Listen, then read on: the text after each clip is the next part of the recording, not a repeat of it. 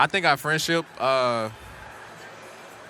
made everything easier. You know, we have two guys who have similar mindsets who wants to be great and just put it in the work. You know, it was no ego between me and him, so we're just holding each other accountable. I think that's probably the main reason why it kind of happened so fast.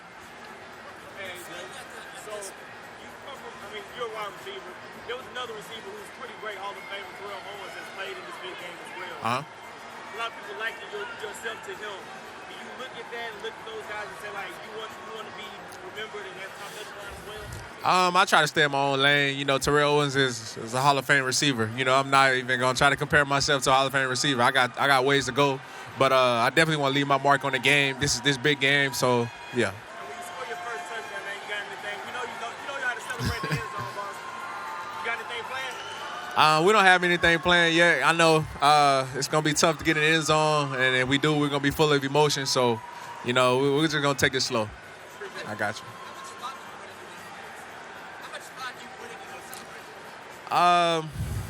Probably like a day before the game. Yeah, it's not nothing too serious. We'll talk about it, but nothing too crazy. Do you think that so far in playoffs you haven't have to use your passing offense? This could be an advantage in this game? I think in the past, those past two playoff games, we did a really good job running the ball and just take advantage of opportunities. So, you know, however the game is going to go, you know, we got to be prepared for whatever, you know, thrown at us.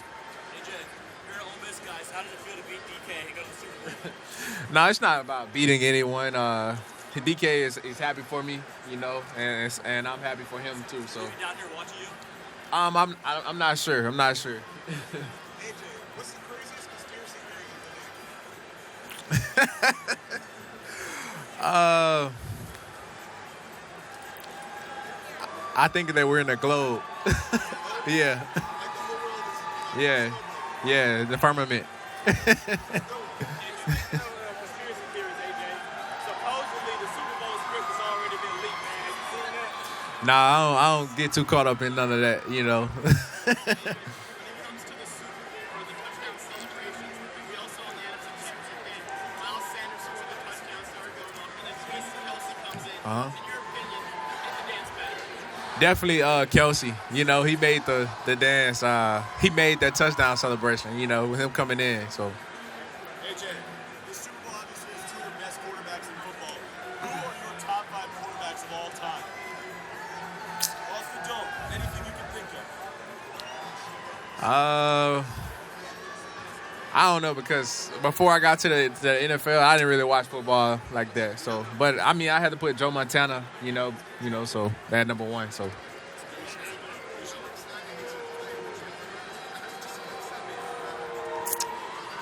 just his skill set, just to create. You know, when there's pressure in the pocket, he does a great job creating plays with his feet and keeping plays alive. So, yeah. I'm good, you.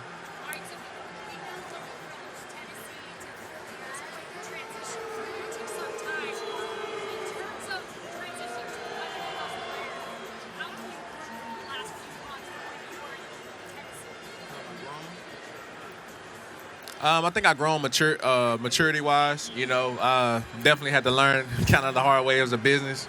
You know, but I think my game just kind of speaks for itself. You know, I'm continuing just to keep trying to get better each and every day, and just trying to let my play speak for me.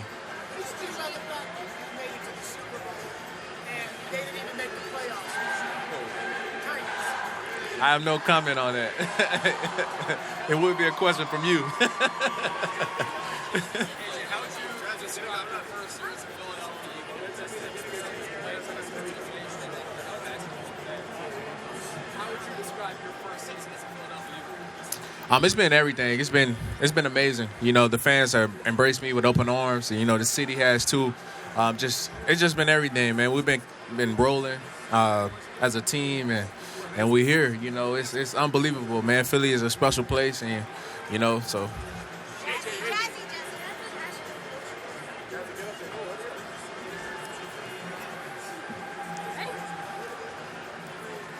What's going on, guys? It's Shazzy, and I'm here with Mr. AJ Brown. Mr. Brown, how you doing today? I'm doing good. How are you?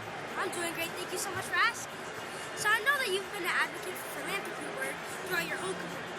So why has giving back to your community and giving back to those in need, especially those from marginalized communities, been so important to you? Because once upon a time I was like a kid who didn't have much, and just to have a guy in my position to come back, I know it'll hold weight, and you never know, it could change someone's life forever, So regardless of what I say to them or what I do for them, they remember that for the rest of their lives. So that's why I try to do so much for the community and give back to my own community and so Right, on. that makes a lot of sense, and giving back to those in need is extremely important. For sure. So, Eagles fans are very passionate to say the least. So, what has been the most interesting thing that you've seen an Eagle fan do since your time in Philly? Since you've been in Philly? It wasn't to me, but it was to Jason Kelce when he had to sign the baby. I think that was kind of, it was real funny, very different. It kind of explains Philly, like they say it's a Philly thing. Right, that's very interesting to say the least. Well, can you please share some words of motivation to everyone watching my show? I want you guys just to keep working hard, focus on your dreams. Don't stop dreaming. Yeah, I'm 25 and I'm still dreaming, and still working hard, man. You can do whatever you want to do. Put your mind to it. Just keep going and just knock out distractions. Well, thank you so much for those amazing words of motivation. And everyone, make sure to follow your dreams like Mr. A.J. Brown said. And until next time, jazzing out. Thank you so much. I'm a big I really fan, appreciate too. it. Yeah, I'm a big fan. Yeah, Thank you so much for Thank your time. you. Keep going. My brothers are big fans, so please sign something for them. Okay. AJ, if you weren't an athlete, what would be your profession? Anything. I really don't know. First thing that comes to mind. Give me like a chef. Give me something fun. My life has been revolved around sports. So I'd be a baseball player if I wasn't a football player. So.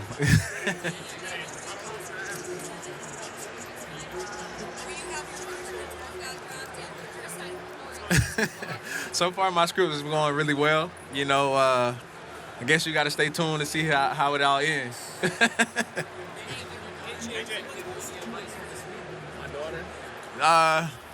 No advice. I'll try to include her. I ask her how many touchdowns you want Dad to score, and she'll say some crazy number. She's still learning about football. All she knows is Dad's running. So that's everything to me. So. What would it mean for you to celebrate with the confetti and choosing her on the field and singing? It would mean everything. It would be for memory purposes only, because like I said, she doesn't really know what's really going on, and one day when she get older, she could say her father won the Super Bowl. So definitely trying to get this win.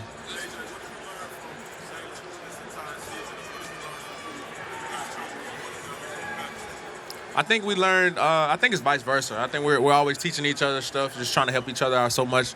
Like I said earlier, two great minds who think alike, who wants to be great. I think the sky's the limit.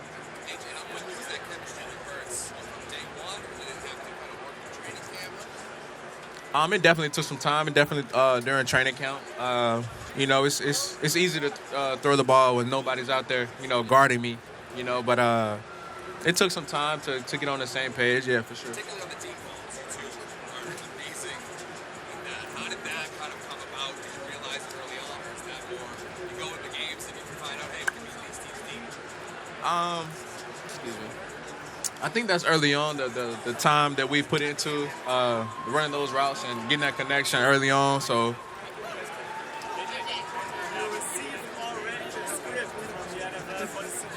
No, I didn't get the script. I don't want to read it. No, I don't want to read it. I don't want to read it. I don't want to. No. No. I'm just gonna do what I've been doing and keep playing. I'm not thinking about a script or worried about a script. AJ, if you could take any member of your team with you in the zombie apocalypse, should it be in In a zombie apocalypse. I don't know. I don't think my teammates will want to be with me because I'm gonna run most of the time. So yeah.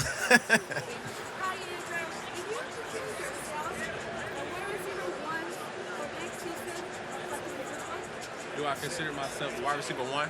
Are you talking about? Fantasy football? Yeah, I don't really get into fantasy football. No. Okay. This is Miles. He's the Panini Super Bowl Kid reporter this year. He's got a question for you. What's your favorite insult dance? I think the one, my first touchdown against the Steelers, we had choreographed a little dance from a movie, Stump the Yard, and I think that was like my favorite one. Thanks, man. No problem. Yep. Thanks, man. Good fight. Good fight. What was the toughest moment in your journey in football? The moment that you will take on Sunday? Toughest moment? In the NFL? I'll say my second year in the NFL, I was just kind of like banged up a lot, just fighting through injuries and, just trying to find a way to make it to Sunday, to be honest. Yeah.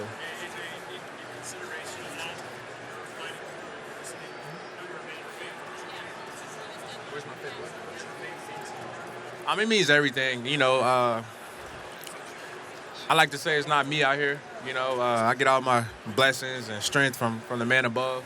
It's big in my life. So whichever way he wants me to go, I just hopefully I'm on the same page as him. And if I'm not, I hope he redirect my path. So, yeah.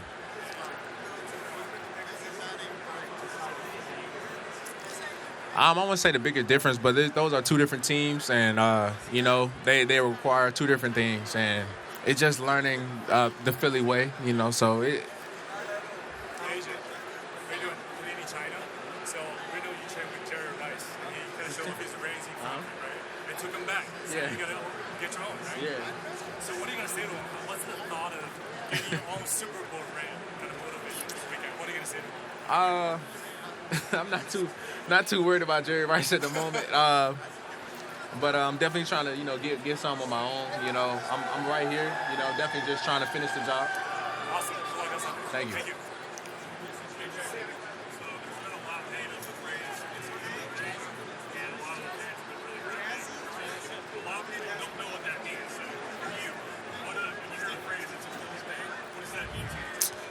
To expect the unexpected.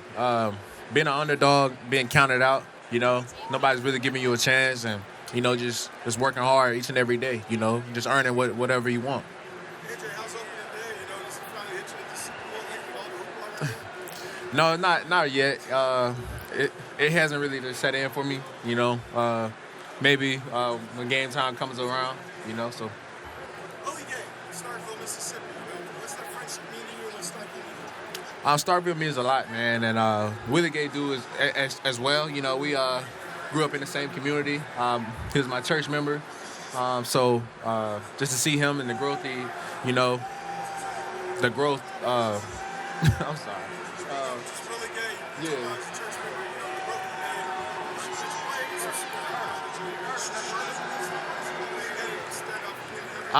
some I haven't lined up against him or anything, but I know he plays hard. He's gonna be flying around. He's gonna be excited, juiced up. I'm excited for him too. It means everything to Starkville. To have two people grow up not too far from each other, playing in the big game. I know they are all proud of both of us. And the trade, going into the Titans the years, and now you're here. How's that feeling for you now? You made that transition into years. It means the world to be in this situation. Just 1 year in here in Philadelphia,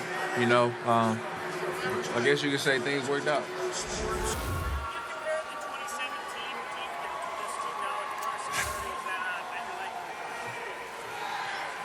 It's different in many ways, different players. It's a different era, obviously. They got some similarities, but, both teams are different. I can say a lot, but I think at the end of the day, the 2017 did it. And, we can speak on this team, here in the next few days. What is the biggest difference between the 2017 defense and the defense of the defense? 2017 it's two totally different styles of defense. You know, we were in 2017. We were a straight 4-down team, and you know we can get after you with just with 4. Now we play a lot of 5 down. You know, we got a bunch of guys. 5 down. It don't matter what down it is. You know, JG will put us in a situation where he want guys to go win 1-on-1s, and when and that's really the big difference. Coverage-wise, everything is, have its similarities. The guys up front, we had a bunch of guys that could rush your quarterback, stop the run, and just so many different variables that goes into that. Absolutely. You got to love the Eagles fans. Best fans in football. That's right. Fletcher, I heard you're a fan of comedy.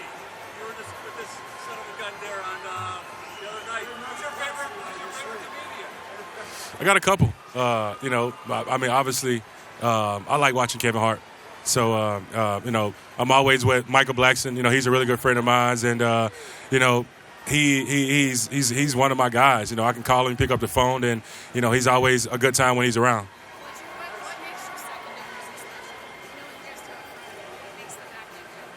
Just the way that they attack the day, and they work every single day together. And honestly, that group has been together, besides Vontae, all year. We lost CD for a couple games, and Reed stepped right in and fit right in the group.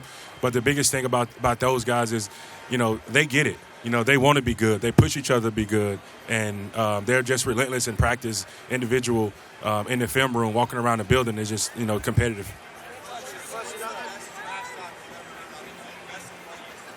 Probably Brandon Graham.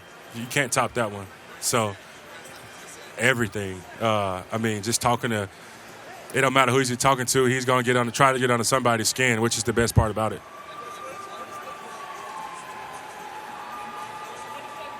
He's brought a lot. He's brought a bunch of experience. He's played a lot of ball. He's, obviously teaching Jordan a lot. He's been helping Jordan a lot in his game, and he's brought just so much. Winning another guy that's won a Super Bowl early in his career, and he brought that mentality into the room. He's came in, mid-season and accepted his role. You never hear really him, really moan and groan about nothing. He just come show up every day, and that's what you expect from him. My mom.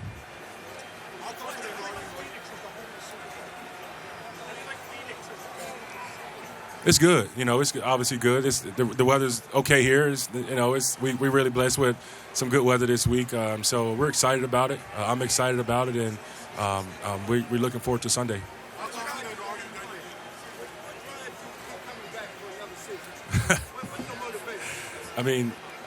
My family. I'm my biggest motivation. My support system. Everybody that's been there for me. I just go in and, every year and take it 1 year at a time. And for me, it's just look up now. I'm at 11 years, and I appreciate it.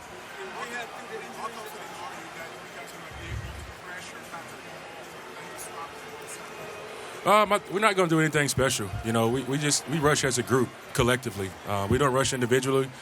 Individuals don't win games. Groups win games. And, that's been our thing all year. We rush as a group. Everybody compliment each other. You have fun doing it, and just holding each other accountable.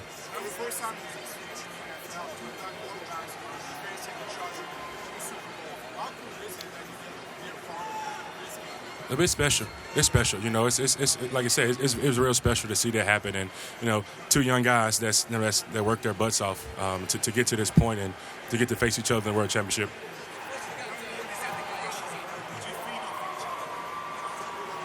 It's always a race to the quarterback.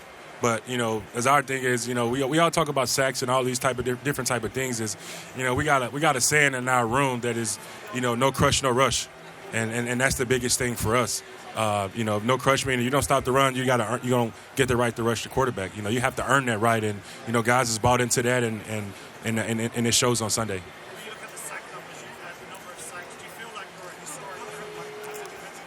We just worry about day to day. We don't really get caught up in a whole lot of, being historical or being, we just worry about today, living in the moment. And, when we do that, it's, nobody's looking forward to anything.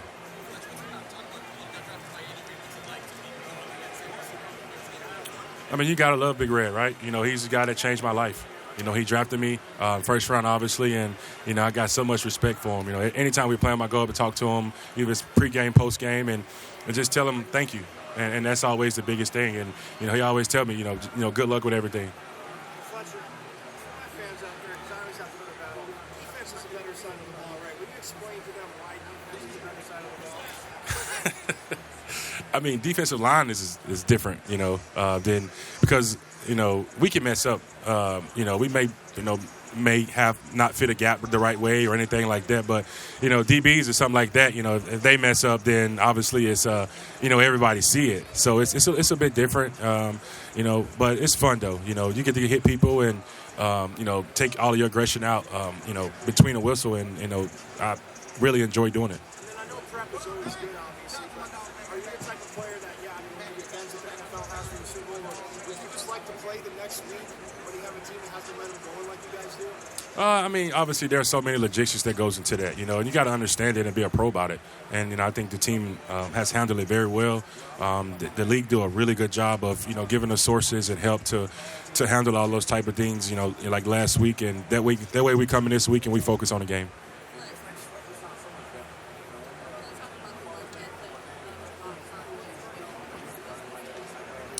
I mean, he brings a lot. And, you know, I'm there with him every day. And, you know, we almost pull up same time at work every day. And, you know, we always talking to each other and we're motivating each other. Just the work that we both put in, especially him. You know, I see him there all the time taking care of his body, you know, trying to find ways to get better, asking questions. And for him, is this year was a very, very special year for him.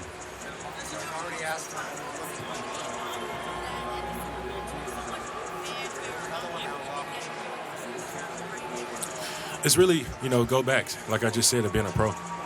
And the biggest thing is keeping the main thing the main thing. It's making the thing, it's keeping the main thing, right? And that's, you know, tomorrow.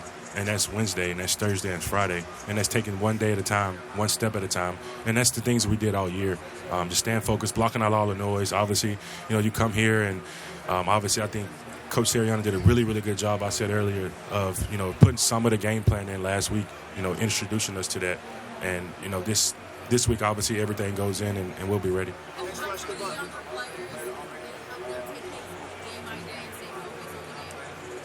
You have to, right? You got to just, you know, grab those young guys, you know, because distractions, you know, I mean, they're easy to fall into that trap.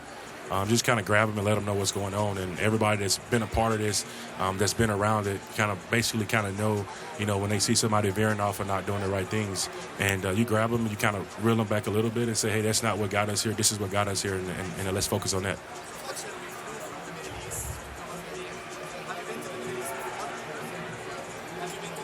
No.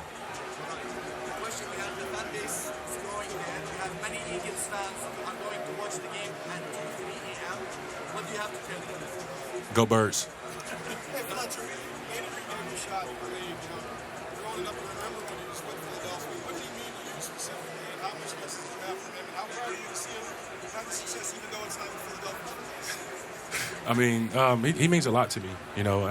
I'll still text him out of the blue sometimes, ask him how is he doing. You know, it don't have to be about football because he's a guy that changed my life. You know, he brought me in the Philadelphia when I was a really young man, and you know, I was able to obviously be there with him for a whole entire year and just soak in the information, the leadership, and what I really learned about it as a young player that he's a natural born leader, and you know, he does a really good job.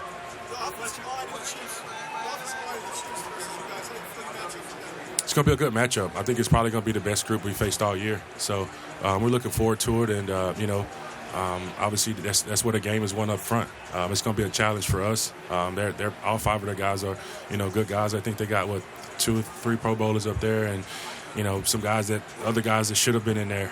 So we're looking forward to the challenge, and we'll be there.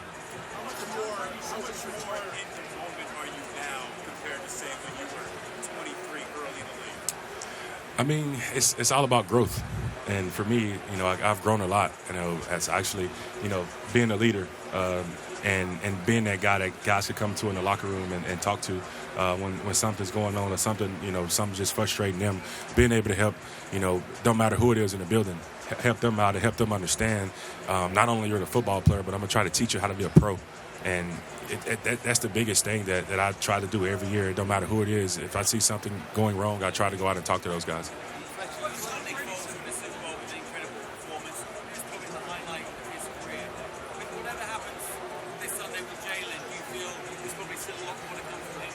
Absolutely. I mean, he's special. What's up, Ike? I mean, he's special. You know, he's proved to the world that what he can do, and the type of player that he can be, the type of leader he can be, and he means a lot to our team. You know, no matter what the critics say, you know, he really means a lot to our team. Just one more question. Given the way he conducts himself off the field as well as on it, do you feel like he's the kind of guy who could be one of the faces of the league moving forward? Absolutely. I mean, Jalen's a natural-born leader, and like I always say, he never get too high, he never get too low. He never get out of character. He's always positive and always thinking positive. Fletcher, speaking of the Super Bowl when you guys beat the Patriots, during the game, did you ever ask yourself, why the heck are they not putting Malcolm Butler in?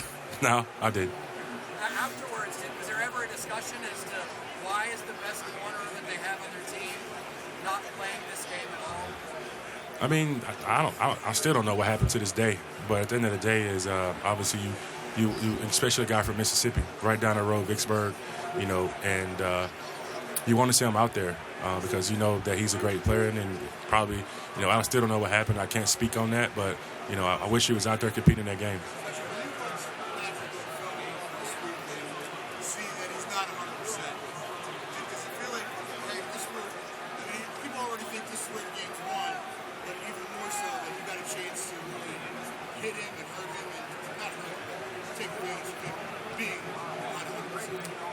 Did you not see him late in the game run the ball?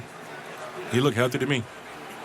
So you're not even looking at it that way at all? No, I know he's had a week to rest, and he's a competitor. You know, to see him go out and then come back in and finish the game like he did is very special. Sure, 1 second, sure.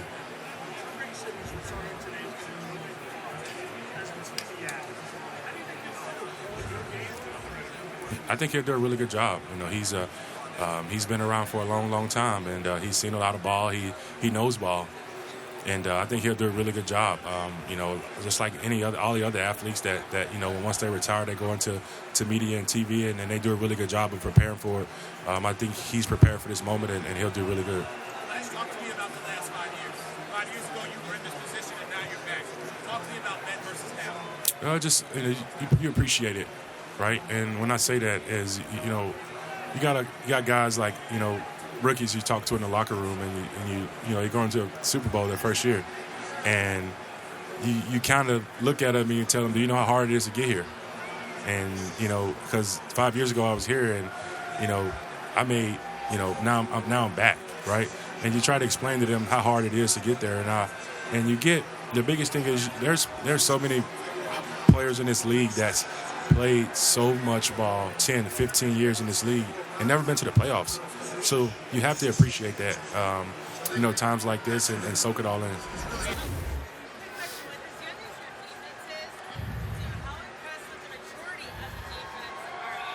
You know what? That's a good question, because we pride ourselves on being a smart football team, and you know, I think that with the guys that we have, it's just been a great, you know, just formula and who they brought in, the great personalities together. And you know, when you got something special, you try to take advantage of it. And I think that's what's been the great part about our defense, that we all on the same page. Yep. What's your feeling this Super Bowl compared to Monday of the Minneapolis Super Bowl? Well, you know what? It ain't cold as it was out there. But yeah, man, I think it's second time around. I kind of understand what to do a little more from that first one. And, you know, I think, the weather is better. It's going to be a great game. And, you know, just happy to be able to be here, because, you know, it ain't easy to be here. Well, you know what? We took care of most of the stuff last week. I mean, we're going to enjoy it when we can. Like right now, I enjoy this moment right now. But when it's time to go, time to practice, we make sure that we turn it on and off. Brandon, anything specific going on between you and Frank Clark, one of the guys who tried to fill your mighty shoes in Michigan? You know what? I haven't seen him yet. I'm looking forward to seeing Frank because we talk all the time, but I haven't seen him since we've been here. But I know that it's going to be great competition. We're going to be watching each other because we don't get to see each other. We don't play against each other, but I know that we definitely going to try to do our best to allow our team to win with what we do. Go Blue.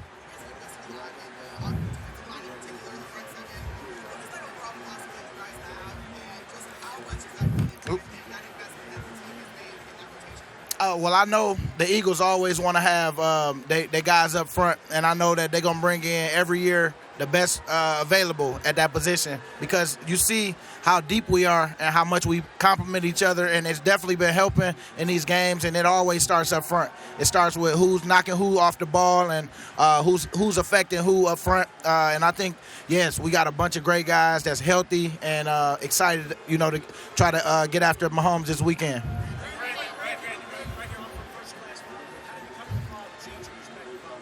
Well, you know what? I stopped worrying about what I couldn't control for real because most of the time that's taking me away from what I can be doing for my family. And I think for me, seeing my baby girl born first, then my son, it's like, it just gives you this. It's something that I can't even tell you unless you got a kid. It's just, man, I was doing all the wrong stuff. Not even all the wrong stuff, but just you always make sure that is what I'm doing now is going to impact my kids. And so I started to clean myself up a little more, and it only made me go harder in what I do because I know I'm doing it for them. Hey, we trying to do it. Trying to go 2 for 2. Fly Eagles fly, baby.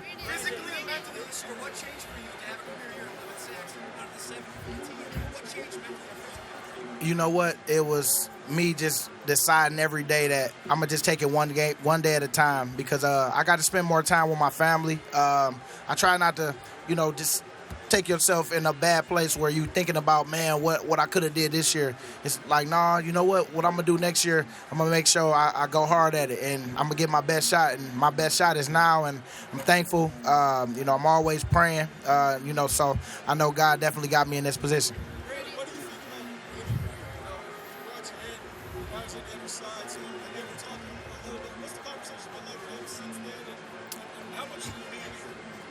Well, you know what? I'm always indebted to him because he gave me my opportunity in this league. He believed in me to draft me in the first round, and I know that I've seen him, win one, not with me, but, when I got to talk to him after he won one because I haven't seen him since he left, it was good. It was definitely good to reminisce, and because I had him as a young guy, so I really didn't get to talk to him as much because young guys, you don't really get to talk to the head coach, especially them old school coaches. You got to earn your right to be able to have conversation with them. So I'm happy I was able to earn my right to have a conversation with him, and we all just enjoyed the little moment of him winning the Super Bowl. I was happy for him, and I know that it's cool to be playing against him this time.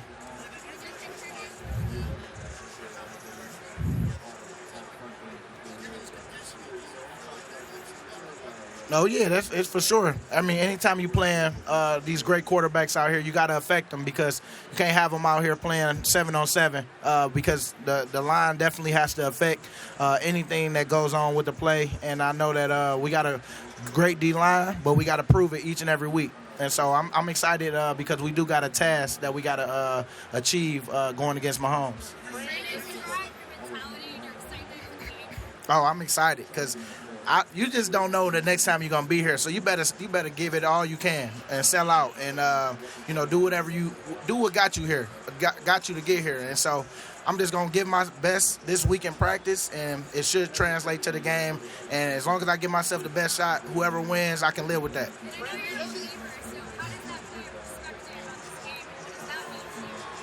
Well, yeah, being a believer, I believe that we're going to win this game because that's God knows my heart, and that's how I look at it. And so if I can control what I can, and that's putting the preparation in, working hard with my teammates, enjoying this moment, enjoying everything that's happening, good or bad, and, the best team going to come out with the win. Huh? No, not at all. Yep.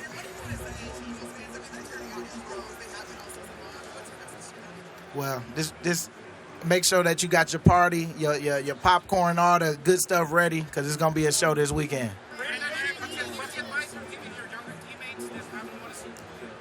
You know what? Just enjoy the moment because and make sure that you don't do nothing that you're not supposed to do or that you didn't do to get here. Like, do everything the same way. Keep your regimen the regimen. Don't worry about all the distractions that go on. Enjoy some of the distractions because you do need to get away here and there, but just make sure that you can turn it on and off and, just and take many pictures and videos that you can. What'd you say? Well, I think it's just really they just so passionate about their game, and I know that's their lifeblood for the city. When the Eagles doing great, the city is on fire, which is right now, and we love it. And when we're not doing so good, it's not as good as you would like it to be. And then they leaning for the 76ers and other teams to do well. But I know. For me, all these years, it's just a brotherly love for real because they hate you one minute and they love you the next. True. Brandon, people always think of football players as being tough, cold people. What movie made you cry more than any other? What movie made me cry? What made me feel, I got to say, Remember the Titans. It made me feel one of those, like, man, I was so happy the way everything played out in that movie, and that's one that kind of get you choked up a little bit. That's the hardest you cried was crying a little bit. Because I don't cry much, but one that got me to be like, man, I'm something that I can watch over and over and still get that feeling. That's one of them. And who's the funniest guy on the Eagles? I will have to go with, man, that's a good one. Oh, you know what? Slay. I gotta say, big play Slay. Yeah. Over the last 5 years. You know this gonna cost you, right? Nah. I'm messing with you. Over the last 5 years, talk to me about where you've been to where you are now. 5 years ago, you were instrumental in winning the team's first championship. 5 years later, you back in the big game. Take me through that process. Just enjoying your role. Whatever my role have changed since that game. And so coming off the bench and, relieving some of the guys and just enjoying that moment, and I think this time around we a little more talented than we was even back then. So that's a credit to Howie and the organization on just reloading and getting guys in that we need to help us win. And I just, now we got to just go put it all together. Talk to me about Coach Gannon. Oh, Coach Gannon, one that was hated by all at first, and now is hopefully going to gain that love from Philly, after we do what we got to do this weekend.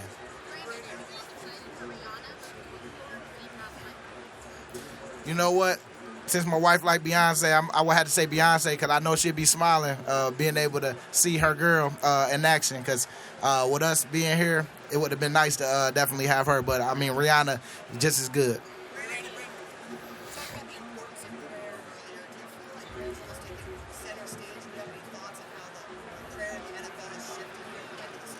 Oh, I mean, prayer is everywhere. And, I mean, we always pray before games. We pray after the games. And, I mean, I know that's the reason why we're here right now. So just continue to just keep everybody in their prayers and keep enjoying the moment. And, when it's time to make your play, make your play. Does it ease your nerves a little bit that you've been in this big game and made plays in it going into this one? You're a little bit less nervous, Yeah, it's not as bad as it was the first time coming out, but you still have to have that edge. You got to have that grit that you need to be able to go into this game because it's not going to be given to you. I don't care what you did up to this point.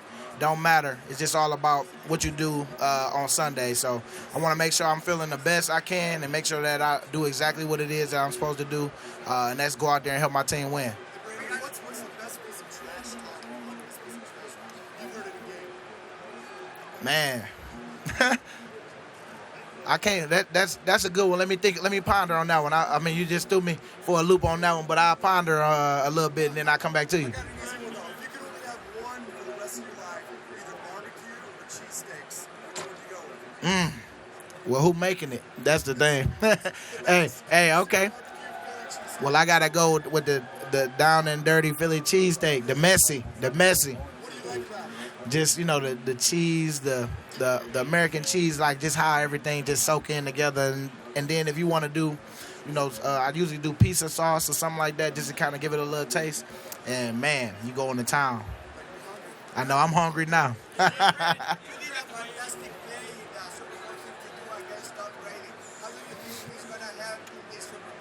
Well, just got to just continue to do what we've been doing. And you don't know what play it's going to be that you're going to make in this game. And hopefully it's another play that I can get on Mahomes, to help the team win. But it don't matter. As long as we win, that's all I care about. And, I know that our team is going to give our best shot by what we do this week in practice. I see you got the phone recording. You're not slick. So at this point in your career, are you enjoying this more than you did say when you were at 23? Oh yeah, I'm enjoying it so much more. Like you said, man, I'm live right now, just letting the people enjoy some of the stuff that we get to go through, and yeah, man, just enjoying just everything, recording snippets of little stuff, because that's what you look back on when you look back on where you've been, and yeah, man, these stuff that people will pay for later.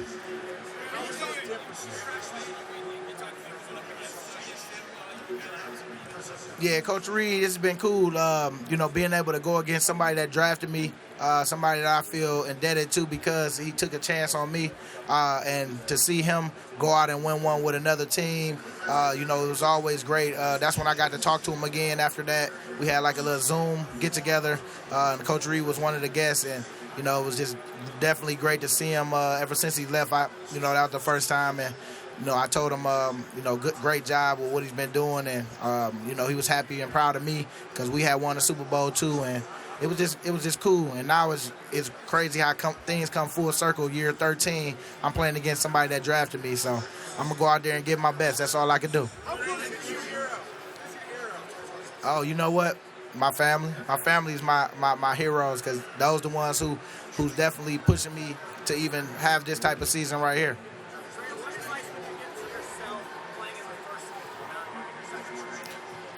Enjoy the moment more, take more video, more pictures.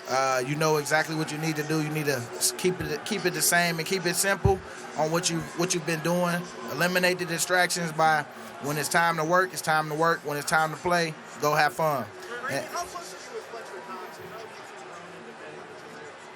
we very close because we've been locker mates for a long time, and Fletch and me, we know each other. We played together for years, and it's not much communication that has to be said. We kind of understand, kind of looks, and so that's when you've been around someone for a long time, because we ain't gotta say a lot. We just know in certain moments, hey Fletch, I'm gonna do this, and you go do that, and it just that's when we've been having a great time, over these last years, just enjoying the last couple years together.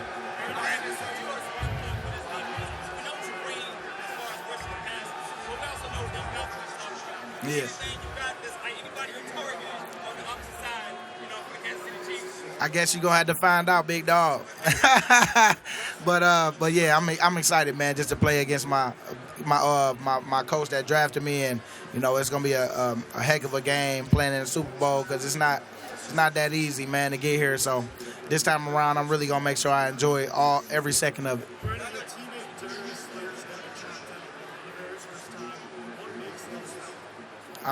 Slay has been himself since he got here. People respect his game, respect what he brings to the table each and every day, and he's funny at that. So, you'll like him in the locker room, and the teammates voted for him. I'm sure he could have had it plenty of times in with the Lions, because I know they needed somebody like Slay, because Slay definitely brought a lot to us, and so I'm happy that he's a teammate of mine.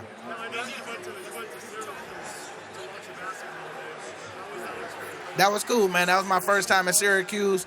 Got invited out, and it was real cool, because I didn't realize Virginia was number 4. So that Syracuse almost came out with the win, but they pulled out at the end, and that's how I go. That's what good teams do, and I felt like it was a great experience. Oh yeah, that play changed my life for real. What up, man? That play, still talking about that play, even 5 years later, and Tom Brady just retired, and to be able to be on one of those highlights, well, to have a highlight on Tom Brady, is definitely an honor, because he the GOAT for real.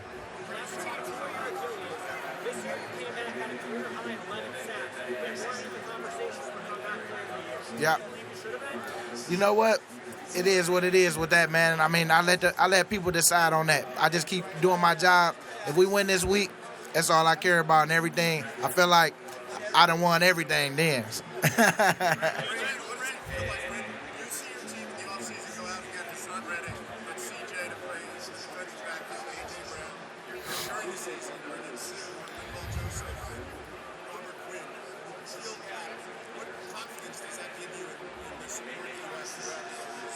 Well, it gave me big confidence because you can tell that they was all in on this year.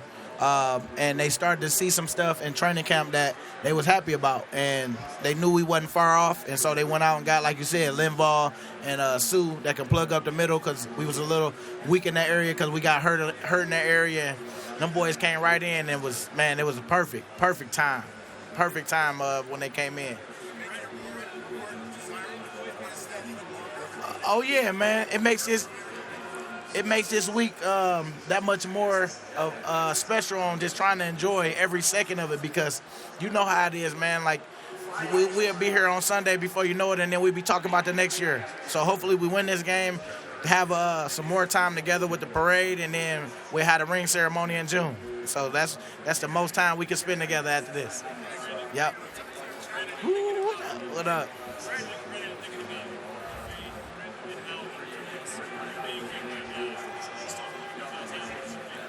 Well, when I got hurt, you know, I definitely said a prayer. I told the Lord, man, I know that this is the time that I can spend with my family, more time that, you know, I probably haven't had in a long time. And, you know, that's what I did. I took it one day at a time. I got stronger with my word and just enjoyed, you know, serving. And so that was the biggest thing for me, just going out, man, making sure that I stayed who I was, not let the situation change me or anything, and just know that better things was coming. And, man, he done blew it out the water with this one. I'm so thankful, you know, still thanking him now, you know, every second I get, anytime I'm just mesmerized by the moment, just, you know, thank you for this moment, you know, so, yeah, definitely that's number one.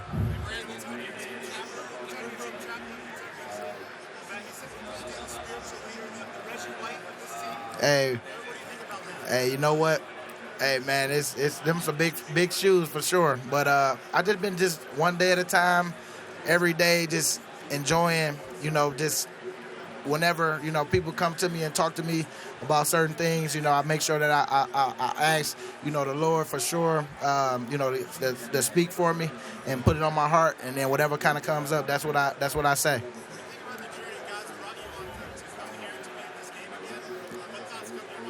Just, you know, prayer is powerful, man. I mean, that's all I've been doing is just praying and just doing all I can control, and that's staying in my word and making sure that I whenever I'm around my family, make sure I keep serving them and just enjoying every little bit of the good stuff that God want to give me. Yep.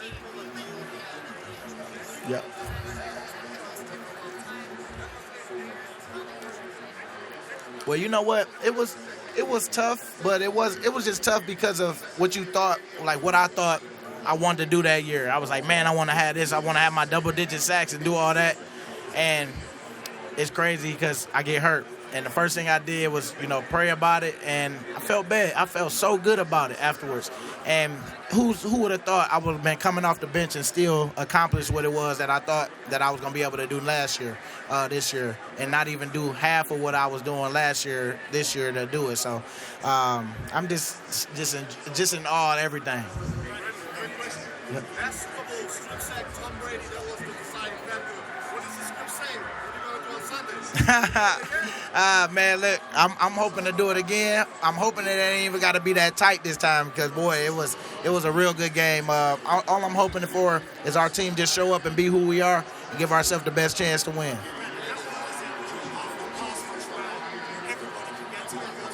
Say it again. Oh man, it's so cool because you sometimes only see 2 or 3 guys getting there, and you know them the ones that's making the big deal up front. But it's cool because it's any given week, anybody can show up, and it's just all about who's feeling good. And yeah, I'm loving that to be a part of this, man. It's been a great journey with these guys.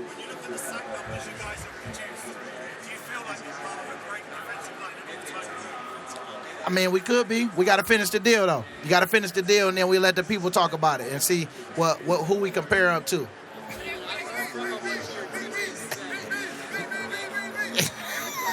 Yep, go ahead.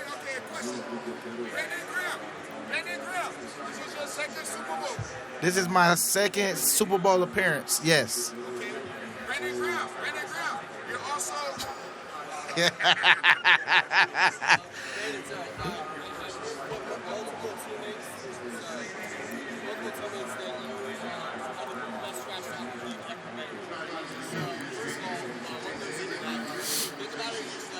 You know what? Sometimes I know a little something about certain guys, especially if they said something that we don't like, or we might do a little research. But for the most part, it's just the flow of the game, what's going on, what they did during the play.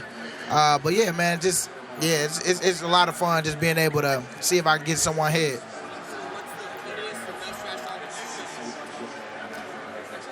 You know what? Anytime I can talk stuff in a Dallas game, man, it's always good, especially after a win, too. Because, I know when Lyle Collins and, them guys, like they had a bunch of big boys up front.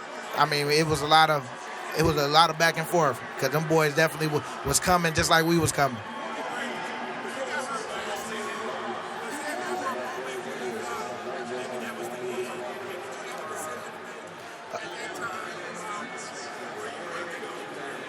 Not really, because I just signed for another extent two more years. So I was happy that happened, because if I didn't, that might have been my last year, and then I would have been thinking exactly what you were saying.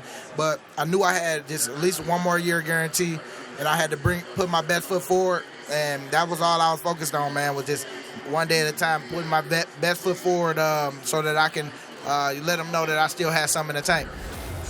Man, sounds like a dream. Really, it sounds like a dream. And for me, it is a dream, and I'm getting to live it each and every day, which is a blessing in itself. But, yeah, man, looking back at that, if you would have told me that this would happen back then, I'd have looked at you and said, I hope so.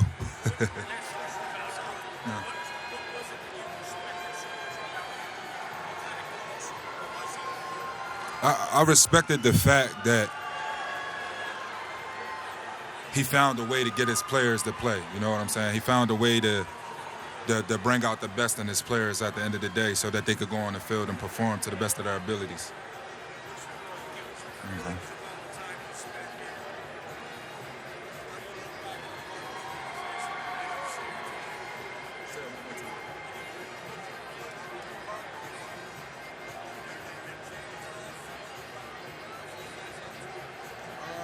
My feelings towards the Cardinals, man. I have no feelings, no ill feelings, no none of that, I'm still playing football. I still get to do what I love.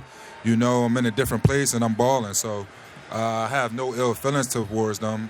As far as changes, I mean, it's evident, they got some things going on, but pretty much that.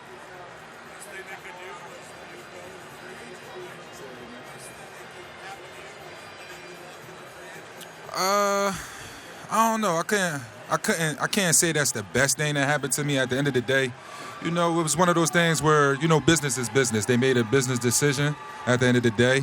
I understand it. I feel no certain type of way about it, especially being happy where I'm at now. So it all worked out.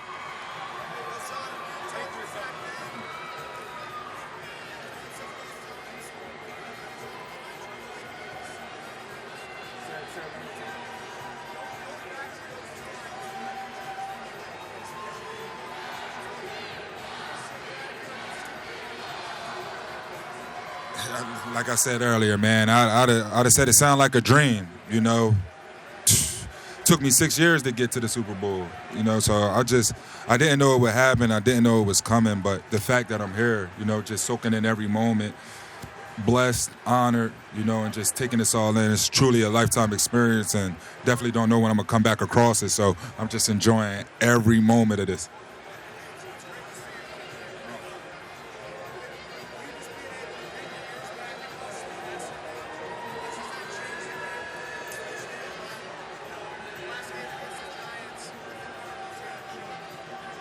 Being able to get back on the edge, man, it's been tremendous for me, just it's natural. Playing on the edge allows my instincts, my abilities to fully take over, and allows me to play football without even thinking, purely reactionary out there. So, you know, it worked out in my favor. Everything's working out for me. Man, it's a blessing, you know. As crazy as it seems, you know, I'm here. I might not be with the Cardinals no more, but I'm here. I'm back in AZ, and I'm on a road to fight for my first Super Bowl with my hometown team. Man, it's a blessing. Thank you. Same here. Thank you. Get away. Say it one more time. I think the biggest difference for me the last 2 years is just my location. You know, after leaving AZ, I ended up with the Panthers down in Carolina, and after 1 year there, now I'm home in Philadelphia. But for me, man, that's the biggest difference. I'm still on the edge. I'm still balling. I still get to do what I love. Purely location for me.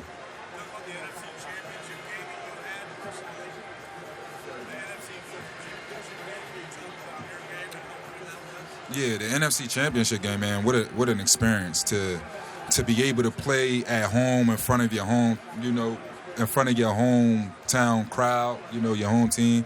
Man, it was crazy. The atmosphere, the energy, the crowd, like it was exciting. I had fun, you know, made a couple big plays for my team, which I'm happy to do. Happy to be an asset in any way.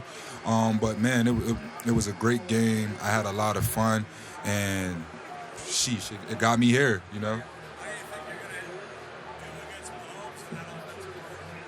Oh man, I have no predictions for anybody. Mahomes, he's a truly a great talent, man. The kid makes plays every way possible. I mean, just seems like sometimes he thinking of things on the fly and just make a play. So go out there, I'm gonna give it my all, but I have no predictions. We're gonna see how this one ends in the fourth quarter. Everybody, they asking me what's the best area to be in, the best restaurants. Of course, Scottsdale. We all know that. That's where all the good eats at, all the fun things to do there. But yeah, you know, I'm kind of like the team tour guide right now, giving everybody a little advice on where to go, where not to go, and where they can have some fun at.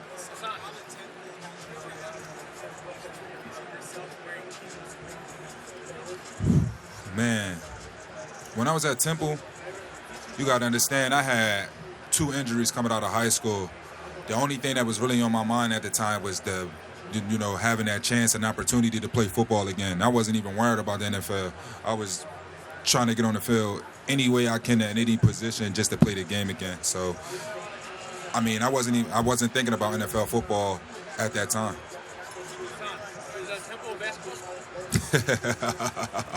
As of lately, yeah, I would say so. But, you know, we got Stan Drayton there looking for him to do some big things these next coming years. He seemed like a great guy. I've been around him a lot, got to talk to him. He seemed like a great guy, man. I believe that the football team is in good hands, honestly. But, you know, basketball, they've been doing their thing. We know historically that they're a basketball team, right? One of the most winningest universities. Yeah, you know, I'm there. I'm always supporting. You know, I rock with the Owls, baby. Temple TU. That's all I know. But, yeah, man, you know, I feel like we both, man. I feel like as soon as Stan get this thing back going in the right direction, I feel like we'll be both.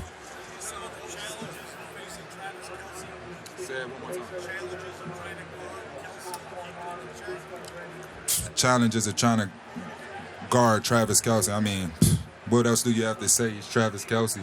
One of, if not, the best tight end in the game right now. Truly a great man. He's elusive. His route running is crazy. His catchability and catch radius is crazy. I mean, Travis Kelce, he's the safety blanket. He's the man for Patrick. You know, so it's going to be hard. But I believe in our linebackers. I believe in whoever we're going to put on him. I think all the way around the board, it's going to be a great matchup and a great game.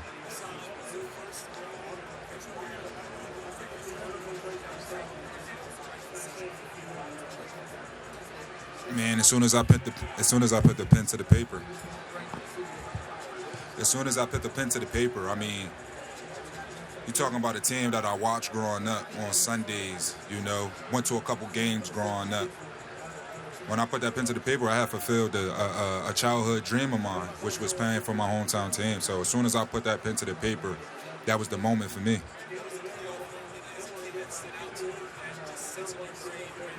Say it one more time.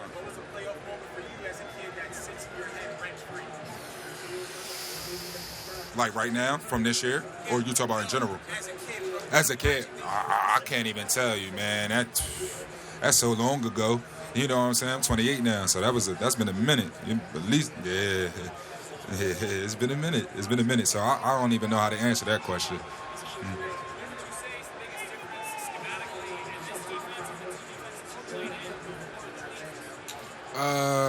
I feel like this defense has a lot of similarities to that defense that I was in when I was with the Cardinals. The Carolina defense that's where the biggest differences was at, because we played predominantly, like more often we played in a 4-3 front compared to here, where sometimes we got five guys on the line of scrimmage at a time. I think that's the biggest difference though.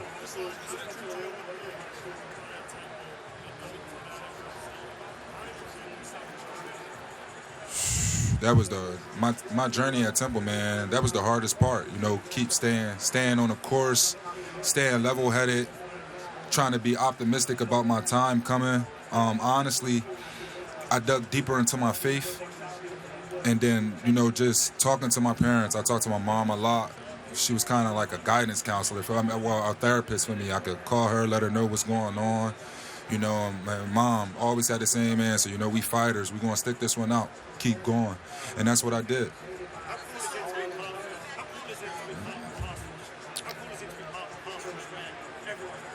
Say it again. Oh, man. Being a part of a pass rush where everybody gets the chance to eat, that's the best thing, you know, because it causes no problems. Everybody gets their chance. Everybody gets their chance to get their play. Everybody gets the chance to get their stats up. Everybody gets their chance to make an impact at the end of the day. So when you have a D-line like we have, I mean, it's crazy. All it takes is for one person to make a play, and then the energy amongst everybody is just rolling. Next thing you know it is, you got somebody else on the D-line making a play, and then somebody else making it, and then it just keeps going, and we just keep feeding. I got you.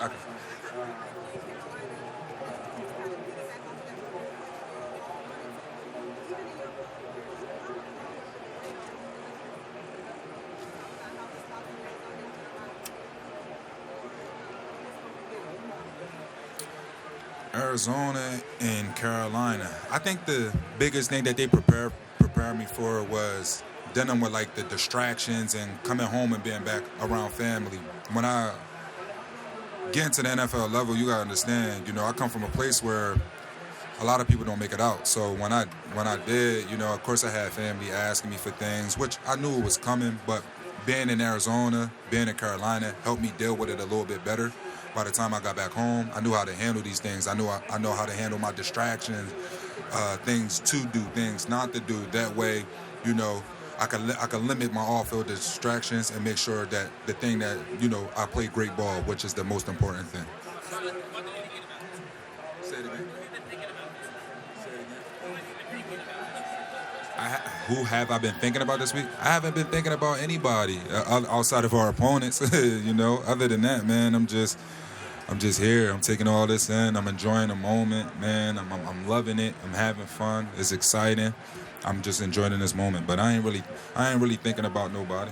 Son, what do you think about one of the guys you sent home in the NFC Championship game, Brandon, said the Chiefs are going to expose your defense as you got lucky. Response. Give me the PG version of that. Oh, man, I don't have no response, man. Everybody's entitled to their own opinion, right? He feel however he wants to feel. That's up to him, you know. But when it comes to the game, we're going to go out there, we're going to play our ball, our brand, and we're going to do what we do. We ain't worried about what nobody else says, how anybody else feels. The only thing that matters is the Philadelphia Eagles and the outcome of that game on Sunday. That's the only thing that matters.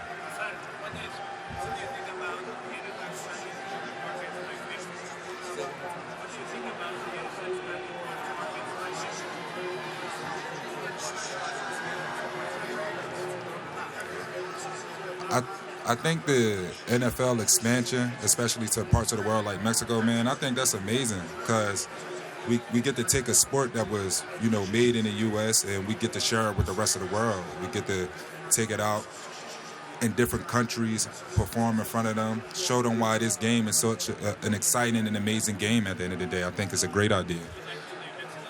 Yes, I will. I actually had the opportunity to play in London my first year. So, man, I think we should add about. I think every team should have about 2 games where maybe they play out their country each year. Thank you, baby. Appreciate you. Thank you.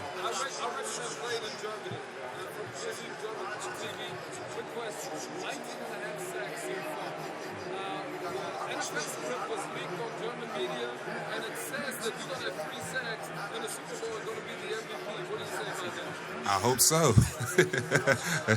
I hope that script right. But seriously, going into this game, have you have a personal goal?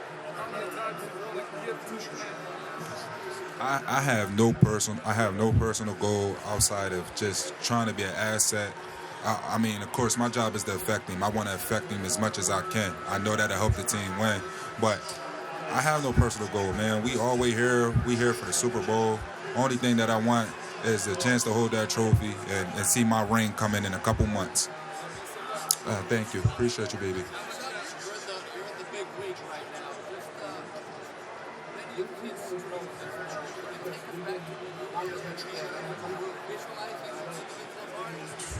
Man, when I was a kid, man, I don't even think I envisioned being at the Super Bowl, holding up a Super Bowl trophy, and I was, I was just trying to make it to the NFL. I had hopes and dreams of just being here, being in the league at that time. So I can't even really answer that. I never even thought about it.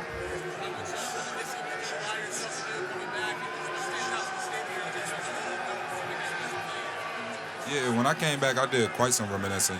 Even today, I got the chance to go back to where I used to practice at and stuff like that, man. Just I soaked it all in, thinking about how my career started and how I ended up here at the end of the day. And it's been a journey, man. Ups and downs, a lot of them. But like I said, I wouldn't trade it for anything. Everything happens for a reason, and I believe that. And look at me now, with my hometown team, getting ready to play for a Super Bowl.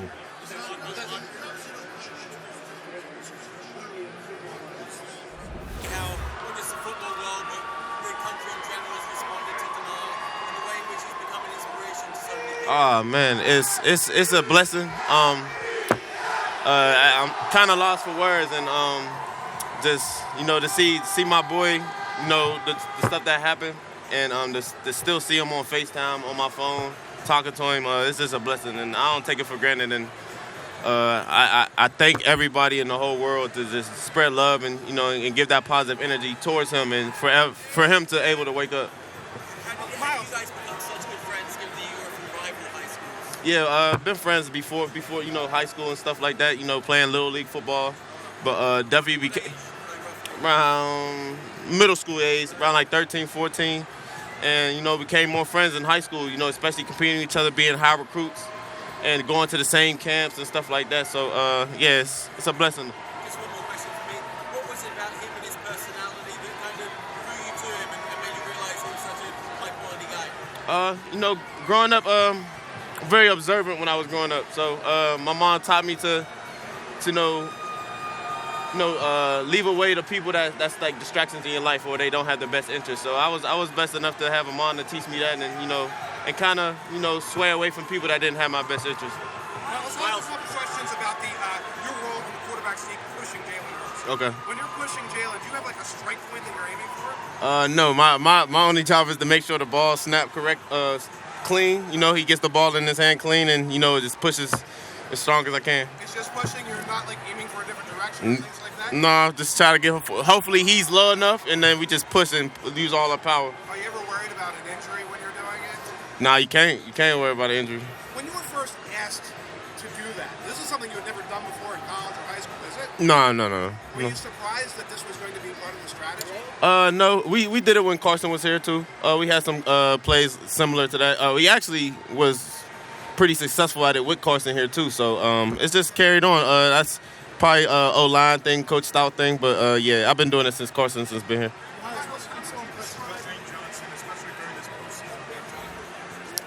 What's impressive about Lane? A lot. The way he approaches the work, the way he comes to work, how focused he is when he's on his field. As soon as his feet touch the field, he's focused. And honestly, you gotta give a lot of credit to a dude that has a torn abdomen and goes out there, plays at a high level, and basically shuts down the NFC Defensive Player of the Year possibly. So a lot of respect to that guy, and yeah, I just trying to win another one for the big boy. Super impressive. He was our offensive player of the game, just him. Miles, 2 quick questions for you. First one's from the British and Irish Eagles fans. Have you any special celebration because they've said how much they love your celebration? I haven't thought of nothing yet. It's a long week, so a lot of stuff going on. We're trying to figure it out. As a team, we're trying to figure it out. But well, you'll see on Sunday. And just finally for me, what is Nick Sirianni like as a head coach? Any interesting stories on Sirianni for us? Great guy. I got a lot of respect for him on the way he has approached us and tried to change the culture in the best way. And we got a lot of stuff that we follow and keep it simple. And we are here today, but just by following those steps. And we keep everything the main thing and keep it one day at a time. And got a motto that we follow on, and it's been working. My favorite player growing up, I could say my favorite running back of all time would have to definitely be Barry Sanders. Growing up, unfortunately, I wasn't, old enough to watch Barry Sanders. So in my era, I gotta say, I'm a LaDainian Tomlinson fan, big LaDainian Tomlinson fan, Le'Veon Bell fan. Did you model your game after Barry? I try to. He's a little he does a lot. He does a lot, but it's a good film to watch. Try to imitate some of the stuff he does, but yeah, I gotta go with Barry, LaDainian, and Le'Veon Bell.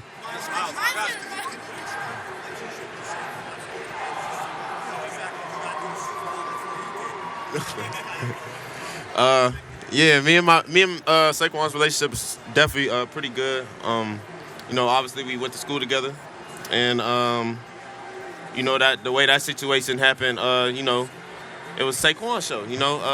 Supported him. Sat back and watched and learned from a great running back that he is, and took it all in really. And I'm proud of him where he's at right now, as he is proud of me too. When I first came into the league, and we had like a little silent bet, onto who wins some big awards, but that's between us. But yeah, it's very competitive. We've been competitive since college, and yeah, I don't know how he feels about me making it to Super Bowl before him, but I definitely got some bragging rights. Yeah.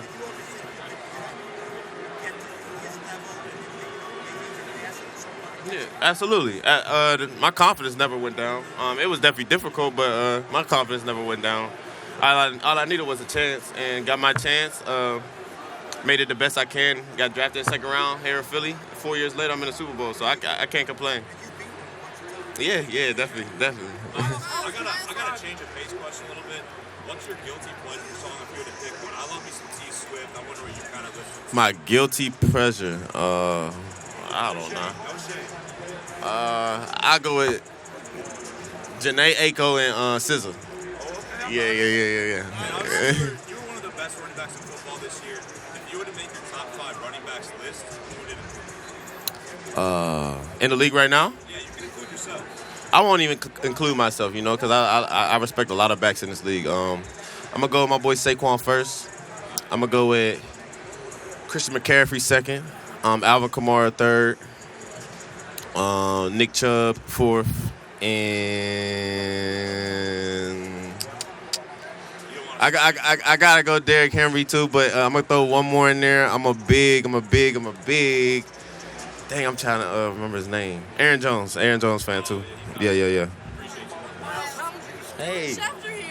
Oh man, y'all not about to slime me on here, right? If you got slime and you got to slime any player after the Super Bowl, who would it be? Oh, easy. Jalen. Okay, and what was your favorite Nickelodeon show growing up? Drake and Josh and iCarly. And we want to give you this. Yes. I was MVP, right? Yeah. Yeah. Okay, it was great talking to you. Yeah, thank you.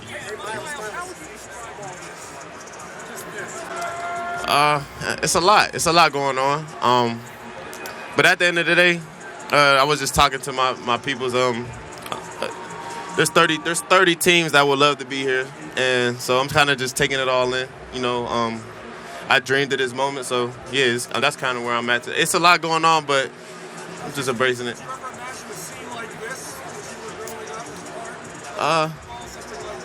Yeah, I mean, I heard about it. I just wanted to live it, So I'm just blessed and happy to be here. Well, the way Jalen handles himself both on the field and off the field, do you feel like he's a guy who might just be one game away from becoming really one of the faces of the league, with the way that people look up to him? So. Yeah, hopefully, absolutely. I just want people to respect and see the work that he's done.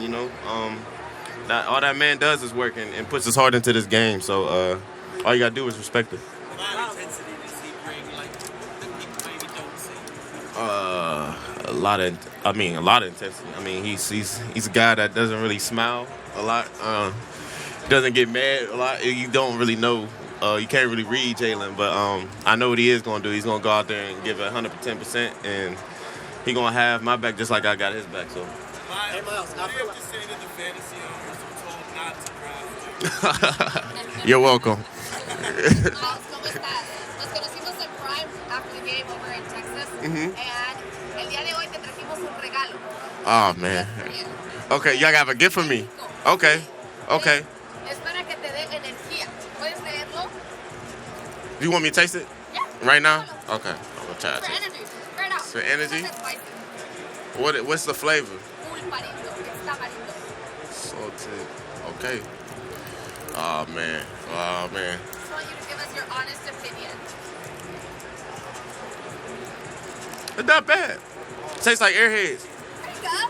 Yeah, it tastes like them. Right? Yeah, it tastes like Airheads. Yeah. Wonderful. That's actually pretty good. All right, now we have a question. This jewelry, I see some Chanel there. What inspired you? Oh, I don't know. I like different stuff. I got this from the Chanel store. No. I've been had it. This is a Pittsburgh P. The Powers P stands for Pittsburgh, so that's where I'm from. Just representing. Oh yeah, it's a cardio watch. Skeleton.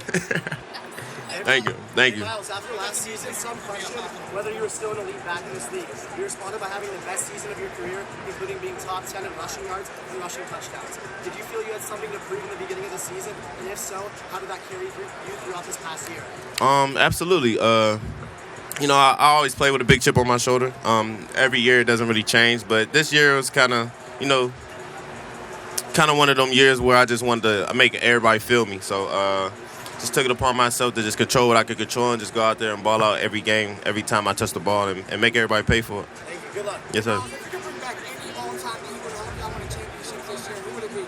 Say that one more time. If you could bring back any all-time Eagle, any Eagle in the franchise's history to help y'all win a championship this year, who would it be? Oh, man. This is pretty selfish, but I would have to bring back Shady. I want to bring back my boy Shady just because I want to pick his brain. What he sees in film. I want to watch break down film with him. As running back, and that would help us as a running back group too. So, but yeah, I definitely like to have Shady tag along. What would y'all do together on the field? Like a little duo running back set and everything like that? Yeah, hopefully, a little 1, 2, 3, 4 punch. You got Kenny and Bossy K lead them out. You got to let everybody eat. But yeah, I would definitely like to have Shady on board. Your philanthropic efforts are pretty nationally known. Say that one more time. Your philanthropic efforts are nationally known. Nah, What does that mean to you? I'm sorry. Being such a positive role model in the community, Mm-hmm. the community involvement you have, I'm repeating myself, but what does that mean to you to know that you're impacting so many lives? It means a lot. I got a foundation, my own foundation starting and really just focusing on the youth, especially with financial literacy and stuff like that. I think stuff like that is very important, but just to me to have a certain impact on the youth, it means a lot just because I actually care about the youth, and I do a lot of stuff back at home in Pittsburgh and try to be involved as much stuff here in Philly, with the stuff the Eagles give me. But, just being a positive role model is a lot because I know that's what I wanted and that's what I needed. And all it took was for somebody to do something the same thing I'm doing that I wanted to do and watch them do it. And, anything's possible. But, yeah.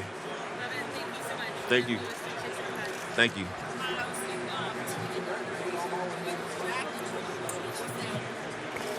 Mm-hmm.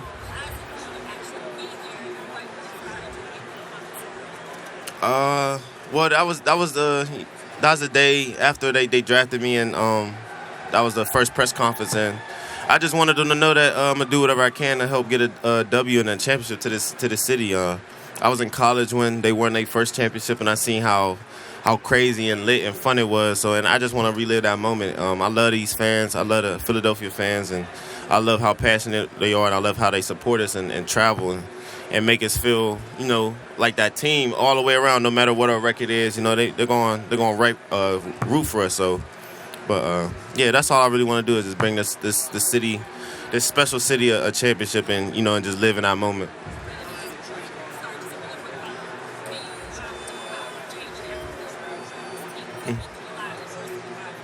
Mm-hmm. Oh yeah, Jalen's leadership is tremendous. Can't even really put into words. It's he's more of like an action guy. So we see him in there early. His first one in there, last one to leave. He kind of lives in the facility. But we see that stuff, and we see how he approaches us. It's always a purpose that he's approaching us on, and and at the end of the day, he's gonna go out there on that field and give us all he got, and we just follow right behind him.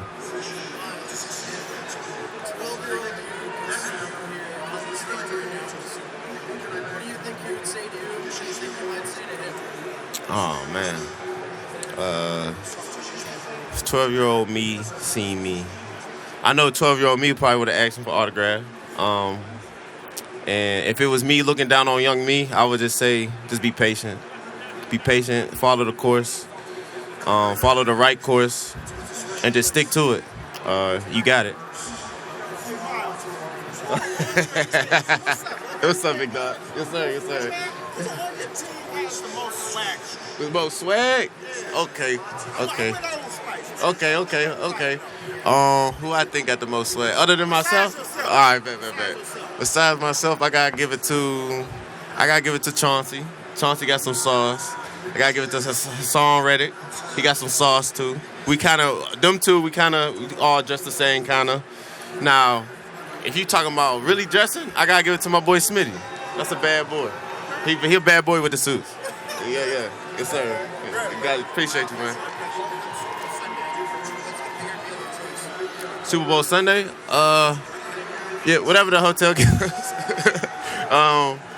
Whatever the hotel gives us. Some pasta pie. Yeah, that's it.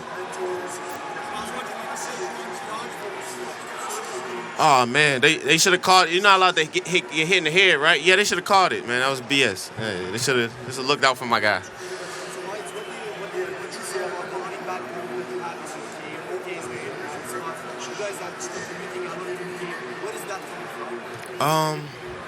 Just us feeding off each other, man.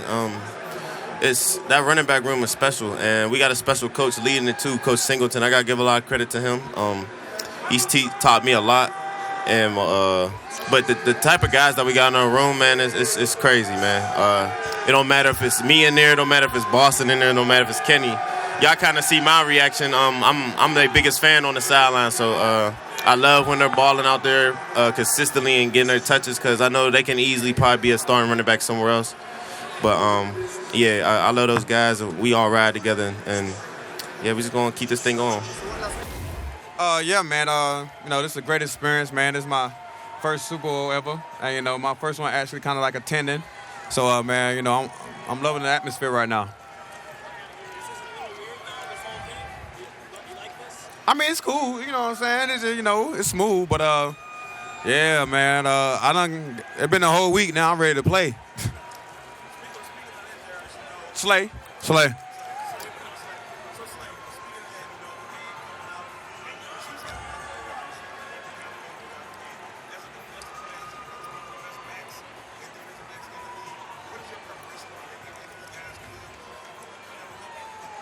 We just got to contain them, and they got an amazing quarterback, great receiver core, tight end core. we just got to play disciplined ball, man. These guys are very talented, man. They've been here before. This is their third appearance here, so they're not new to this. It'll be a great challenge, man, for us in the back end as well, and it's for our defense.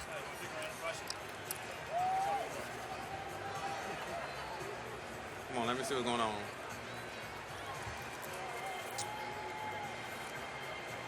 What? Oh. What state Kansas City in? Kansas, ain't it? Missouri, same thing? Okay.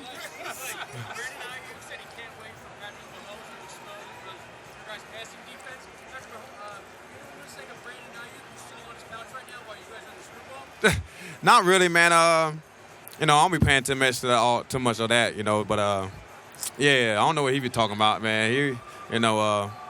That's bad sportsmanship. Yeah. That's bad sportsmanship by him.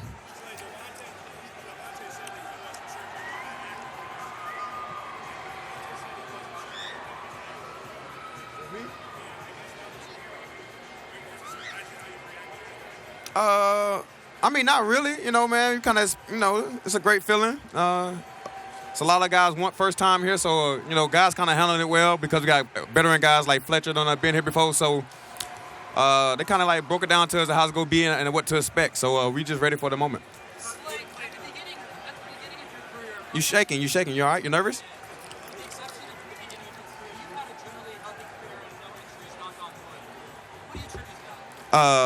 Just take care of the body, man, the best way I can, and I stay prayed up. I always got to thank my Lord and Savior for, blessing me with this ability to play this game, and, always trying to make sure I'm injury-free. And additionally, speaking of being healthy, of all the cities that you travel to in the United States for games, which city has the best food? Gosh, that's tough. Woo. Not Philly or Detroit? That's tough.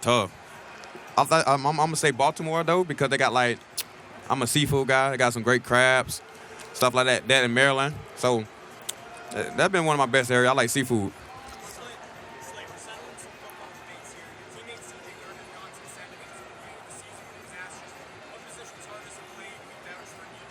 Yeah. They both 1A, 1B, but for sure DB is very, very hard to play, man. But it's fun, too. I'm going to more likely give it to, the quarterback because they got to command a lot more than the DB do. But trying to go backwards and covering somebody is always tough. Slay. So, late in the game, it's 4th and 5. You guys need a big play on offense. Who gets the ball? For us? For you. Oh, man, we got too many weapons. So it don't matter who gets the ball. We got a lot of guys that made big plays in the moments. You got AJ, you got Smitty, you got Dallas, you got Miles. We got Hurt. So it's up in the air. So that's the good thing about this offense, that you won't know who will get the ball. You got the bling on tonight. A little something like. I haven't seen that one from you before back in Philly. Who's got the best fashion sense on the squad?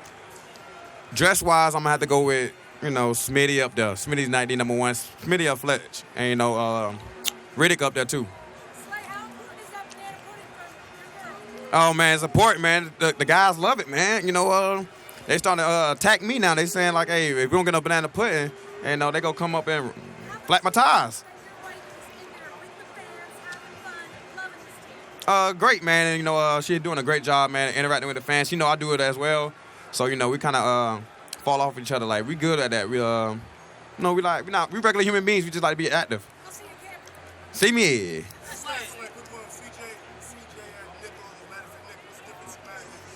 Say again?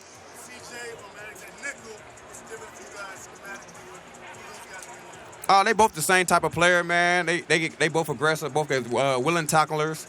Cause we don't seen Vontae go to safety too. So they both can do anything they want to,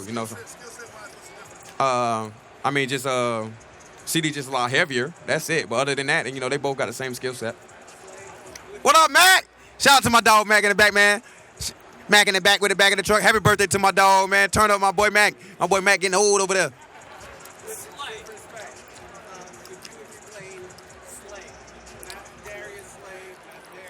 Okay, well, I like to go by my last name. I'm a junior. Only person that really kind of called me Darius is my grandma. And, my mama called me baby a lot. So, and Slay just sounds so much better. I'm always thankful for my name, but yeah, Slay. I'm a junior, so I let my daddy kind of have his name, but I'm a Slay, for sure. Huh? Being here. We got the Super Bowl.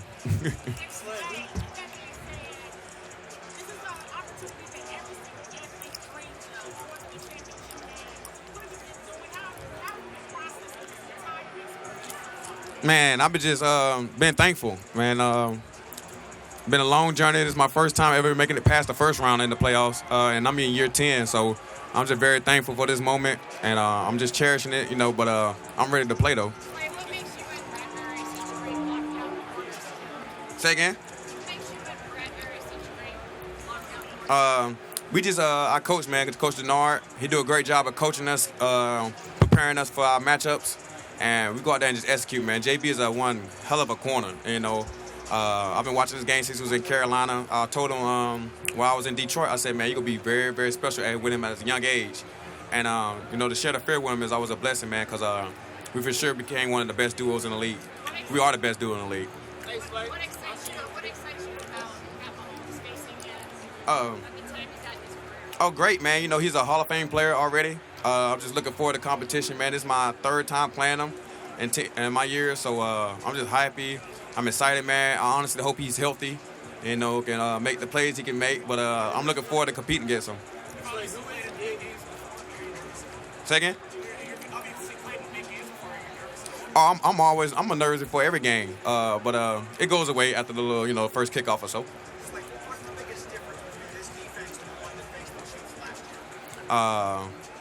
Shoot, we got 70 sacks, a lot of interceptions. We got a lot of things going, man. We got guys that bought in, and Howard did a great thing about the additions he brought in to help us with. So, but as a team overall, everybody kind of committed into buying into the program, and we playing high. Say again? Who wins the game between 11 Travis Kelce's and 11 Jason Kelce's? Ooh, I'm gonna say, dang. I don't know how good Jason can throw the ball, but they both are pretty fast, so that's kind of almost balanced. I gotta go with Jason for sure. I'm going to just choose Jason because my teammate, but that's gonna be a tough battle because that's my draft mate too, Kelce. Huh? Work. That's my favorite one. I love me some Riri. Just speaking of work, I've heard you on Mike Doe, man. Oh. You always want to go on the offensive side of the ball, and they put you in the Super Bowl on the offensive side of the ball. What route you want to run? I want to run anything. I'm like the new edition Percy Harvin. If they give me that rock, you know what I'm saying? Not as talented as Percy Harvin on the offensive side of the ball, but I'll be something like it. Who has the most swag in the Eagles locker room this year? I got him. Right now, Chauncey got a lot of swag about himself, man. If y'all seen him, he does a lot. CD do a lot of swag. He come in there with a lot of attitude. He carried himself, pretty good.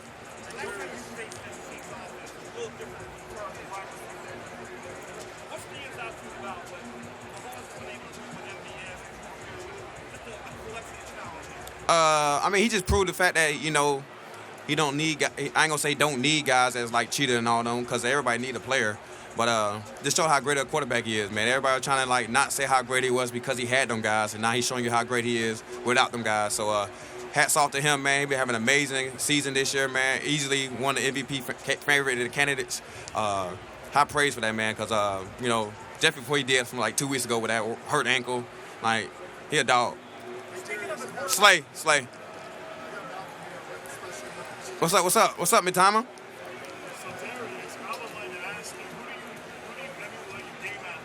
I emulate my game mostly after Joe Hayden. Joe Hayden, one of my favorite corners growing up, even though he ain't that much older than me. But I was a big Florida Gator fan, and I also watch him a lot. So watching him through high school and everything. So yeah, I would say I'm on my game after Joe Hayden. He the one he the reason why I wear the one sleeve.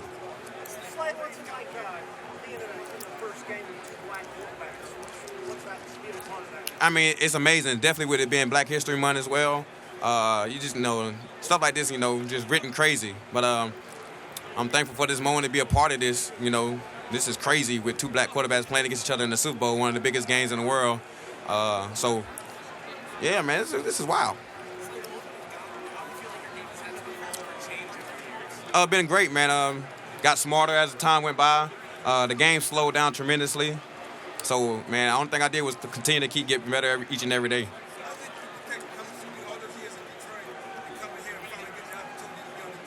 Say again? Oh, man, it feels great, man. I'm always thankful for Detroit because they the one took a chance on me, drafted me, made me who I am today. But, I'm thankful for being over here because, shoot, we winning good, Super Bowl. And, I was in the league 10 years. 7 years, only been to playoffs twice. So now I've been 4 times, so fast. Say again? Oh no, yeah, we for sure one of the best. We go out there and compete every day. Got some of the best guys in the world. Got a lot of guys that's individually good as well. But as a team collective, man, we one of the best defense out there. Slay.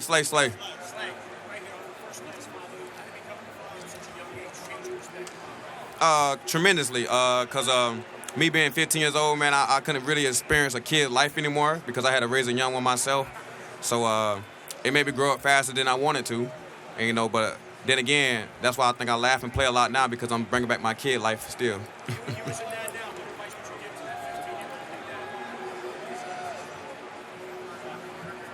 What I say that again?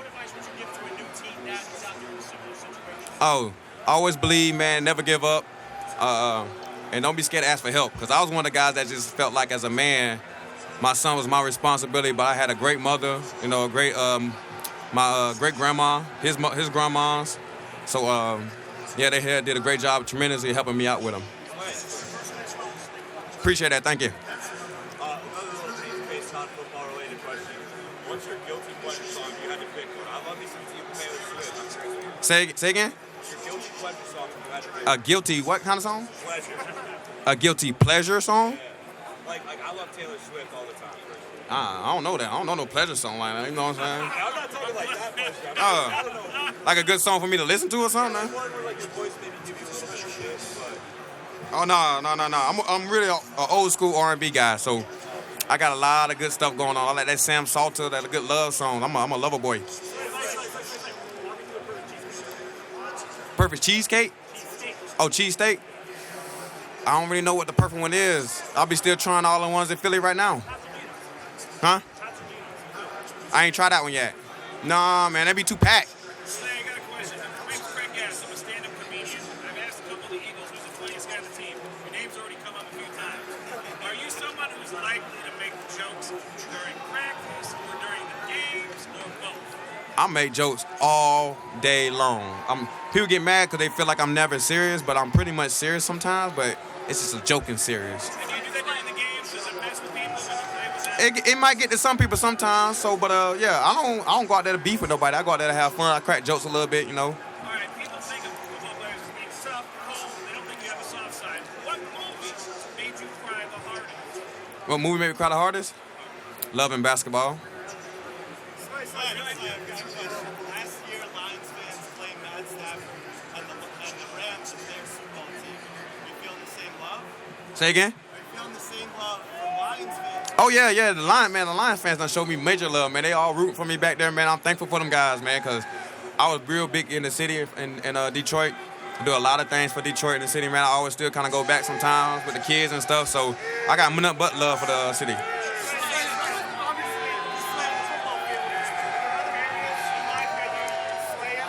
I slay the video game. I slay in basketball. I slay at everything I kind of do,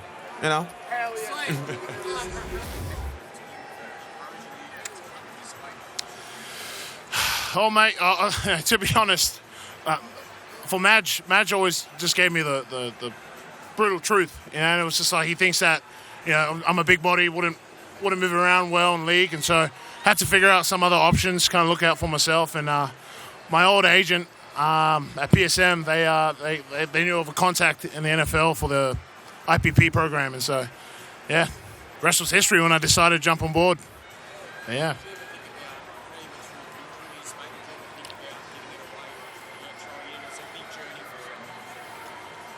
The injuries that I've suffered during my time here? Yeah, I mean, I've thought about it a couple of times. Just, I hurt my back twice, and the second time I heard it, I was a bit bummed. I didn't know whether I wanted to, call it quits or not, but I just hung in there. Coach Stout has been a big mentor, of my journey here, and so he kind of talked me out of it, and I'm glad he talked me out of it. How did rugby help you competitive-wise, mindset? How did it help you make the transition? I think just the toughness of rugby. I think that was the only thing I could bring over. Everything else was kind of hard. It's kind of hard to do. So yeah, toughness.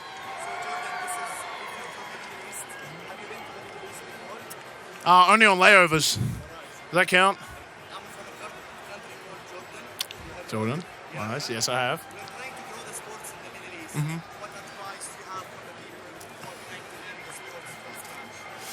From scratch? Probably dip your toe in the water and drown in it and learn how to swim. Don't be afraid. Buy me a flight and I'll be there. Thank you, brother. Oh. If I were to win a championship ring, who would I dedicate it to? That's a hard one, man. My goals and dreams are a bit different to all my teammates. They've been playing this sport since they were young kids, and for me, it just started 5 years ago. So I don't know who I'd dedicate it to. Probably my parents.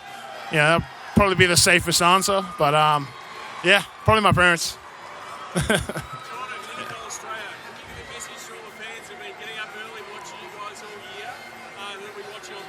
Appreciate all the support. Hey, we got to get football down under, man, because I'm telling you, we got some big boppers down there that we can train and we can teach them a couple things and hopefully take over sometime soon. So appreciate it. Hopefully you get a discount code of all that coffee you guys have been drinking, waking up early and staying 4 hours to watch a game. So kudos to you guys. Oh, shoot. Thank you. With this, man, what a legend, man. Hey, you got any more questions? I'm coming your way, man. Coming your way. Oh.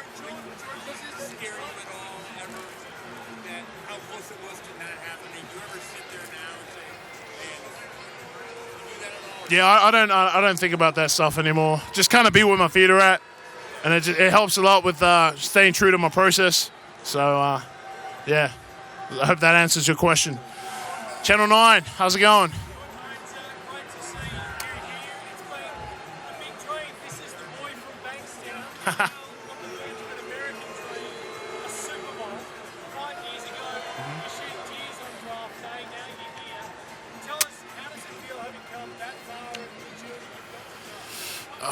I mean, yeah, it's only just begun. Still writing the story. Just trying to do my best, man. Every day, put my best foot forward, and whatever happens, happens. Whatever gets written is done. And hopefully, I can walk away from this sport and leave a legacy that I'm proud of, and something that'll stay in America forever. Mm-hmm. Yeah.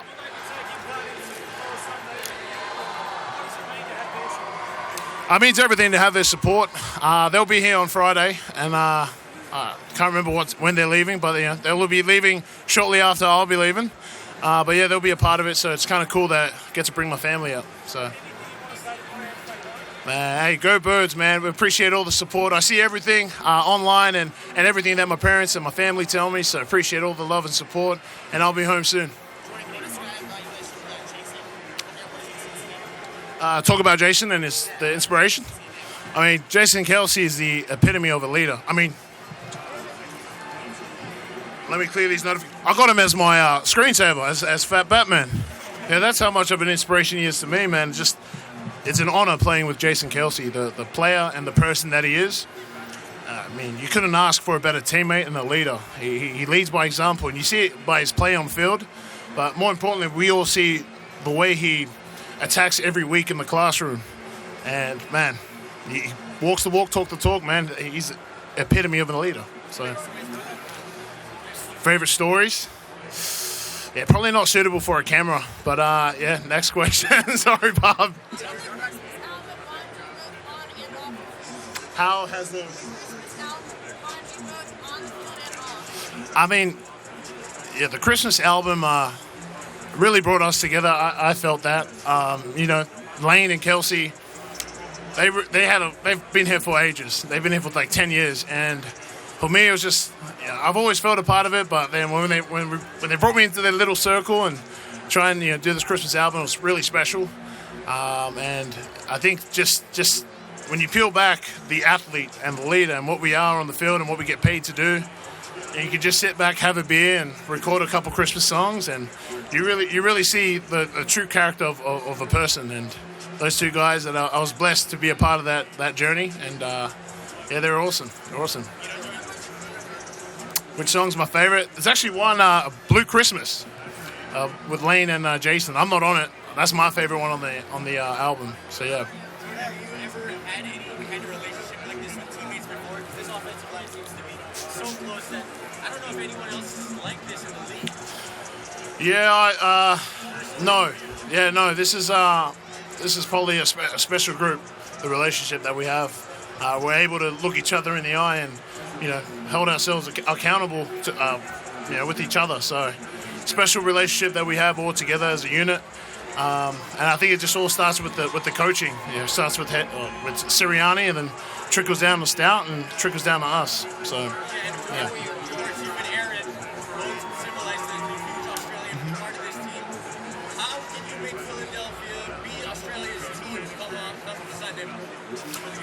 I mean, hopefully, if we win the Super Bowl, that'd be nice. That'd be a good start. But it's much more than that. We got to educate the folks down under on just the pads and helmet. I had that stigma where I was like, there's no way that football is tougher than rugby, because we don't wear pads. I was sorely mistaken.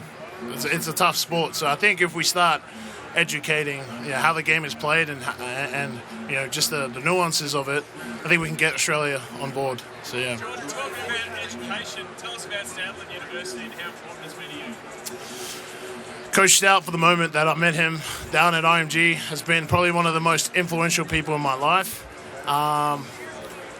Stoutland University, it started off as a joke and now it's become a big thing, and I love that because it just shows the true commitment that he has to his players on and off the field. And if you've ever been coached by Stout, then it's that saying, if you know, you know. And Stout's the best coach I've ever had in my life. And I always compare him to my father. He kind of reminds me of my father a lot. So, yeah, big part of my life.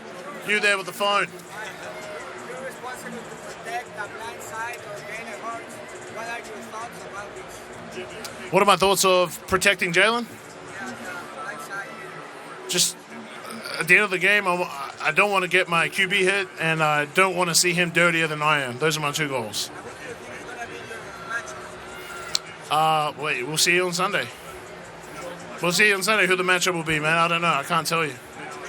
So, what was that? Who's that? Chris Jones? Oh, sorry, Chris Jones. Again, I don't know, mate. It's whatever they put out front, and we gotta deal with it. So, I'm 6'8". I can't stand up. I'm stuck to the chair, boss. Sorry.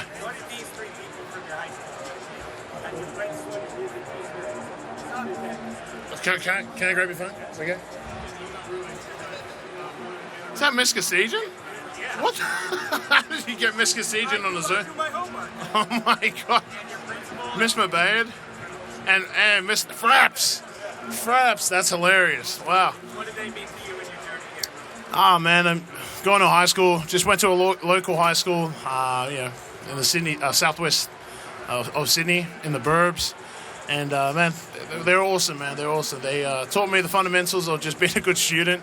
And I think that's kind of helped me translate it to learning this sport.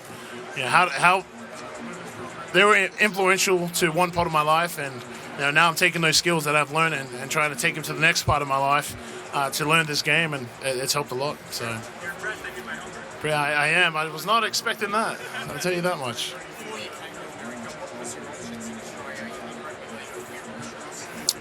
As in teams? I'll be honest, mate. I put that in the back window. I can't remember. Can't remember what my options are. What my options were. So, yeah, probably not good ones to make me stay home and try and keep pursuing rugby. Because I had to pay my way too, man. I had to work a part-time job to pay the bills. Rugby just wasn't paying the bills, mate. So, what was I? Hey, everything. I was a scaffolder. I was doing little carpentry, demolition. Just doing whatever I could, man, to pay the bills. So, sporting heroes. Sonny Bill. Yeah, he probably helped a lot, man, just with the crossover and being able to, he's going back and forth, boxing, rugby unions, and rugby league. So he probably helped a lot with my decision. Benji Marshall. Yeah, the flick pass, man, and the goose step. Can't forget those. But yeah, those two guys.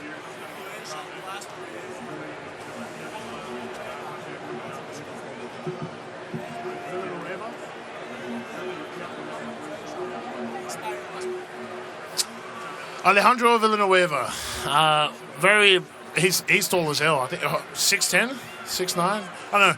Villanueva's a big dude. So when I saw him, I had to do some film on him early on in my career. When I saw him, I was like, if he can do it, I surely can do it. I just got to learn how. And so, thankfully, I had Jason Peters on my team when I got drafted, and he taught me a lot. So, yeah. What did I eat every day? You ever heard of taro? Taro? Google it. Yeah, sort of like a sweet potato, more starchy and more dense. Oh, yeah, you dream about it. I mean, I think we more dreamed about being on the same team, but this is pretty good. It's close enough. Yeah. Yeah, I had a great time at UC. Played for 3 different head coaches that all made impacts in my life and career. And on top of that, I just loved going to school. Met a lot of lifelong friends.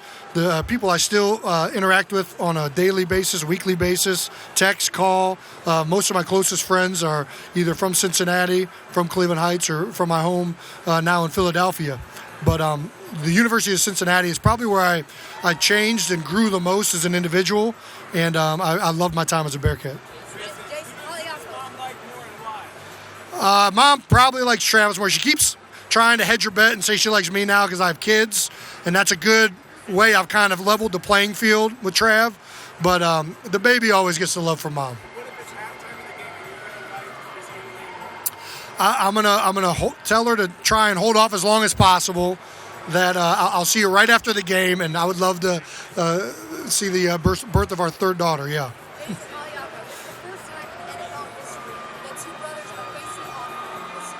Yeah.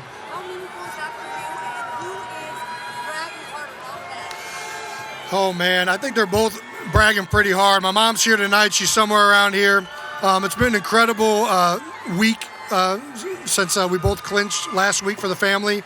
A lot of awesome memories. A lot of people have reached out. Our high school in Cleveland Heights is lit up green and red, so I think everybody thinks it might be Cleveland, or it might be Christmas still in Cleveland, but no, it's special. But we keep trying to draw it back to, we have obviously our family, but we're also playing for 2 families. We're playing for the Chiefs and the Eagles, and we've both been with both of these organizations for a long time. We have a lot of personal connections with people on the team and the organization in the city. So I think we're brothers, but for a while for this next game, we're going to try and be as much a part of those families and enjoy that moment as much.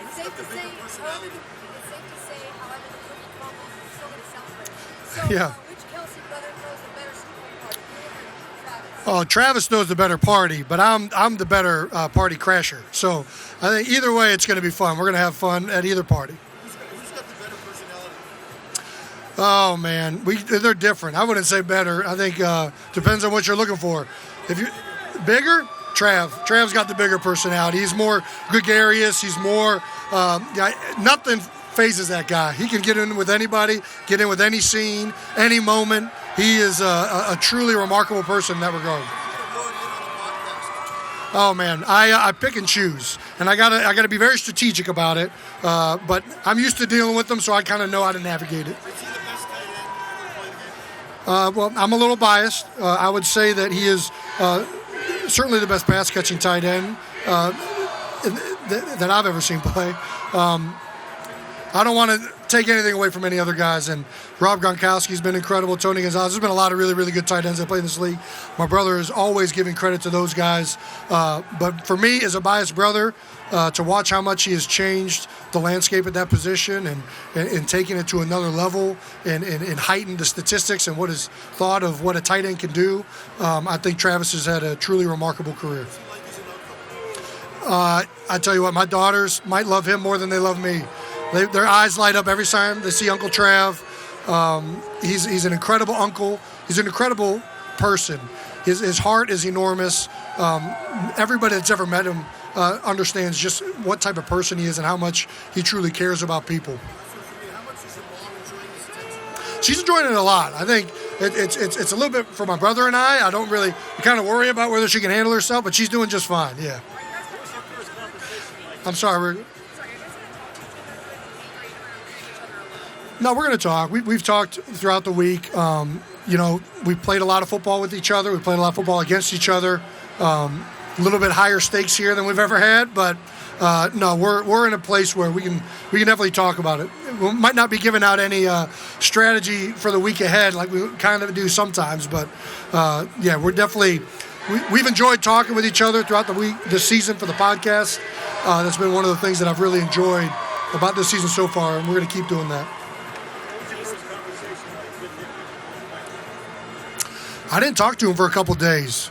Right after the game, they were partying so much, and everything was winding down in Philly at that point. And I tried to call him the next day, and I think he was still recovering from the night before. So I finally got to talk to him a couple days after the game. And, we both just, honestly, it's been a whirlwind of a season.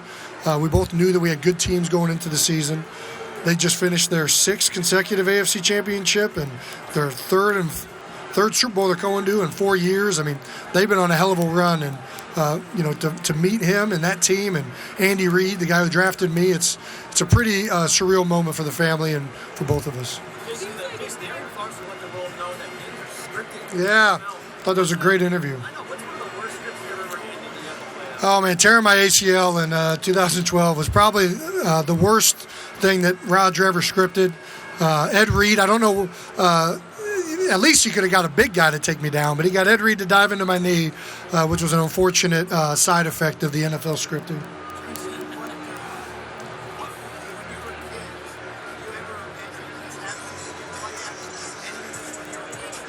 No, I mean, obviously you always dream about, playing on Sunday in the NFL. You dream about playing in the NHL, Major League Baseball. We played every sport possible, and you always want to be one of those guys out there. But to say that we envisioned this would be a far-fetched lie. I don't think at least for me, I don't think I really fully anticipated being able to play in the NFL until I was at the University of Cincinnati. And that's when it really becomes kind of real. You see guys that you played with go and make that transition. You're like, you know what? If that kind of gives you the hope and the spirit that maybe you can do it. And for me, I got to watch 2 of my former teammates at Cincinnati, Brent Selleck and Connor Barwin, go into the league. And I was able to play a long career with both of those guys and still am good friends. So I think that kind of is when it really started to become realistic that playing in the league could happen one day. And then as far as ever envision us playing in the Super Bowl together, I think, again, that was probably more envision us on Madden, putting ourselves on the team together and playing with each other, not so much playing against each other. It's incredible. Yeah, it's a pretty rare moment, obviously. Somebody's been compiling the statistics, but probably had a better shot at hitting the lottery than playing your brother in the Super Bowl. So it's been a whirlwind for our family and for Trav and me. So never in our wildest dreams could we even make up something like this. Yeah, Connor still works with the Eagles. Probably if not my best friend, he's certainly in that group. Connor and I have been together for a long time. We were fortunate to play 3 years at Cincinnati, play in 2 big-time bowl games together, and then play a long time in Philadelphia. And we both gravitate towards the city of Philadelphia. We've loved being here. Him and his wife have both come back. Laura and Connor have both come back to raise their families and work with the Eagles. So There's something about Bearcats and the Eagles, even though we're going to play 2 Bearcats this week on the Chiefs. Hey, Jason, this is Miles. Hey. Panini Super Bowl Kid reporter. How about that? He's got a question for you. Okay, so we get to the Super Bowl. When you were younger, you won all the fights. Who were you rooting? Well, I had the advantage up until puberty hit. So he asked who won all the fights growing up. Up until about 13 years old, my brother was.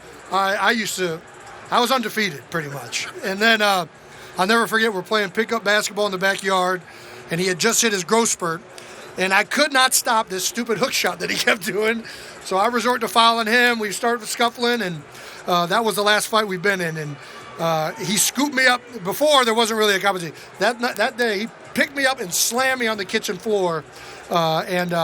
Since then, it's been, all right, we're too big to do this anymore. Awesome.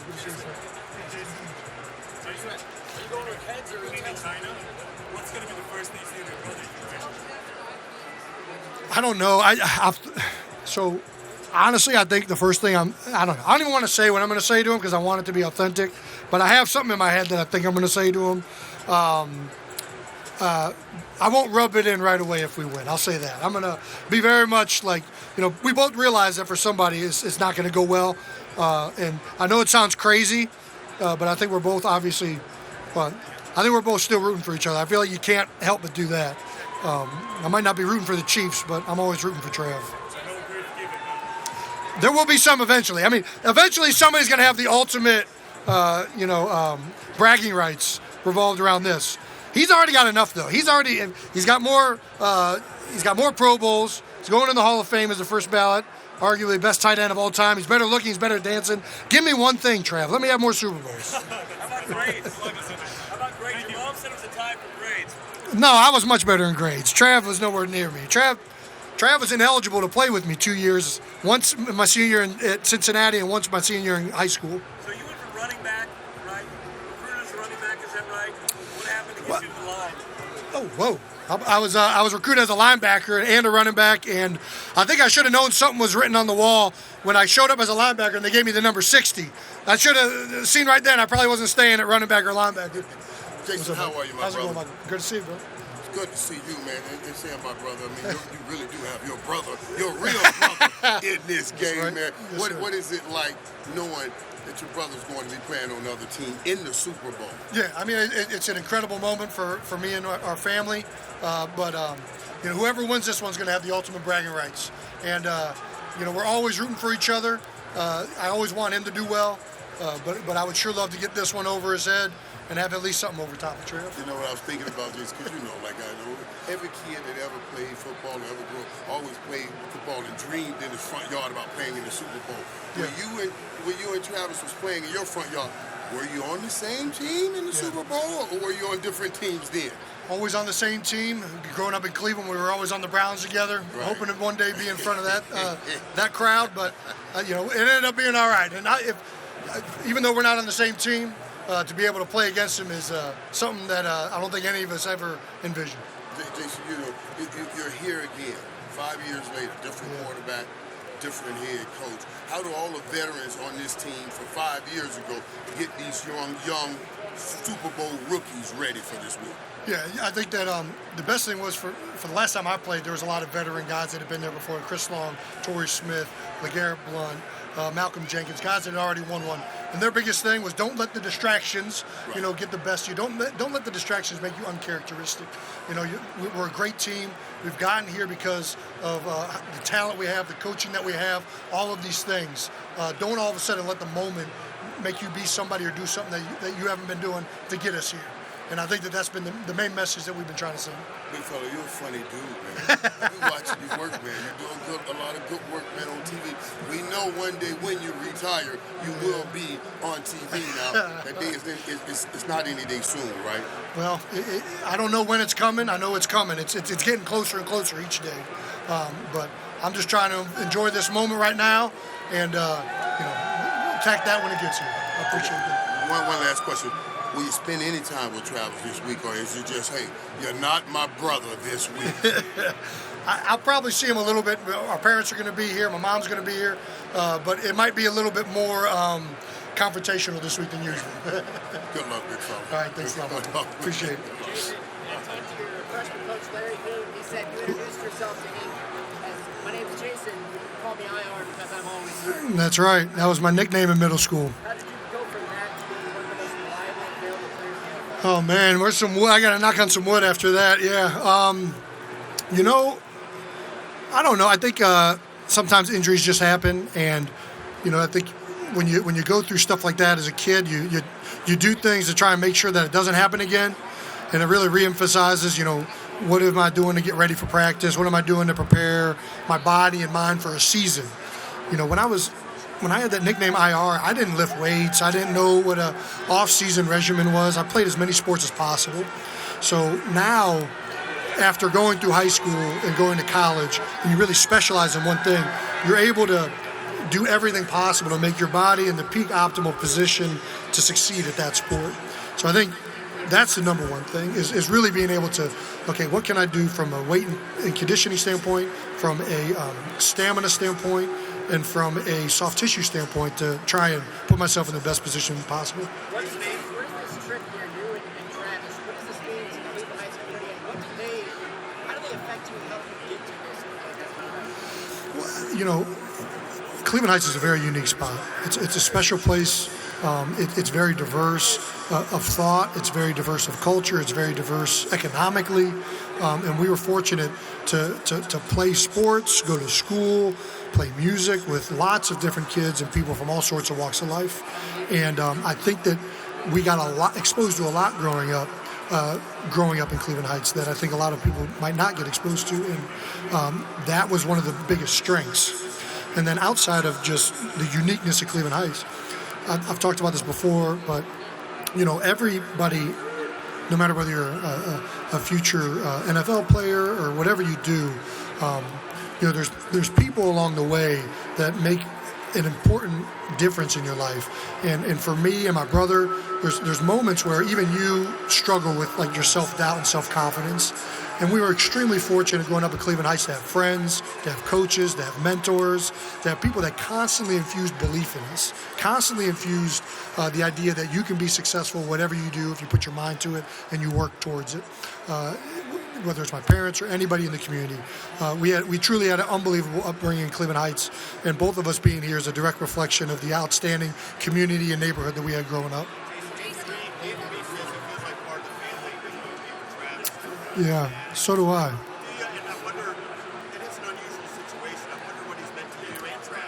Yeah, I mean, you know, in some ways I feel like Travis and I get a lot of attention for being brothers, but there's so many connections with this Super Bowl in the organizations.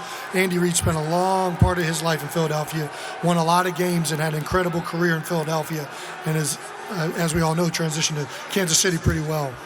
Andy, I don't know what it is about Andy. It's hard to explain, but I mean, he's just such a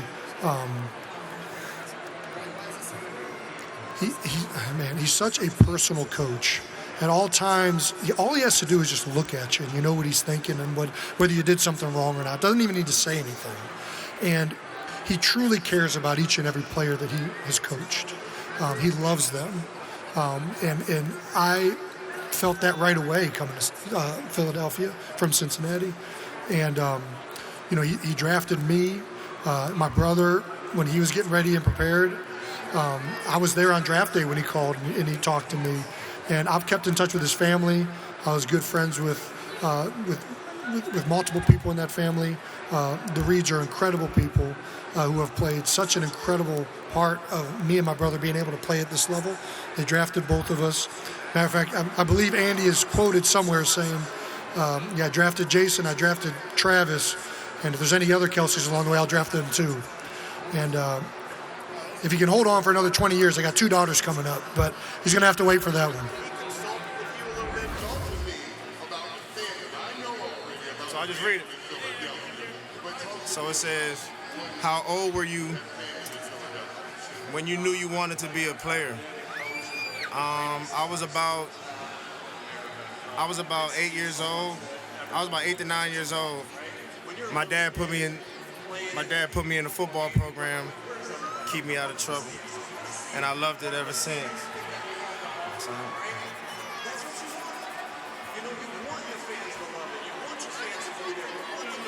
you like watching on the coast? Love you, bro. Love you, bro. Is there a former player you model your game after? There's a couple guys. I know some people may not like this. Dez Bryant, Terrell Owens, and Plaxico Burress.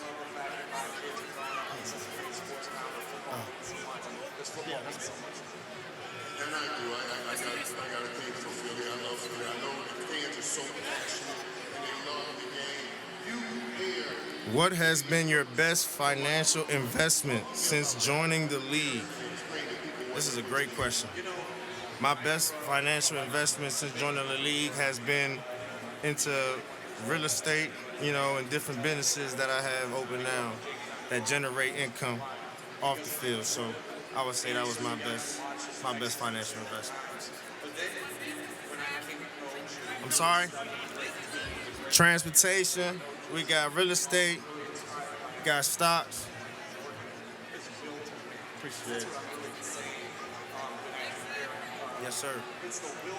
What advice do you give to young kids who want to play the game?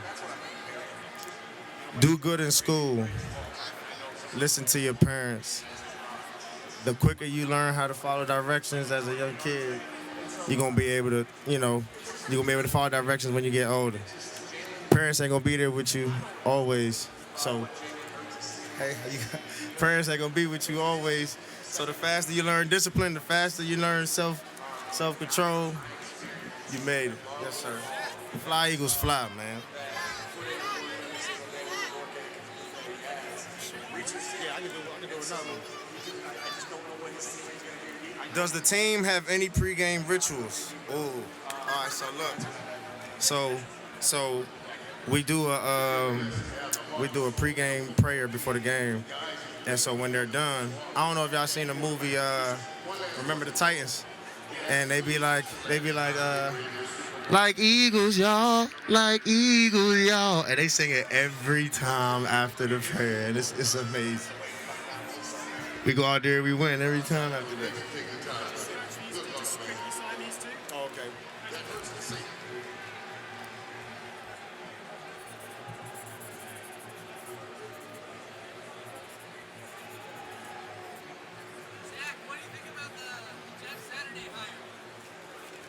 I didn't even know that until you just said that.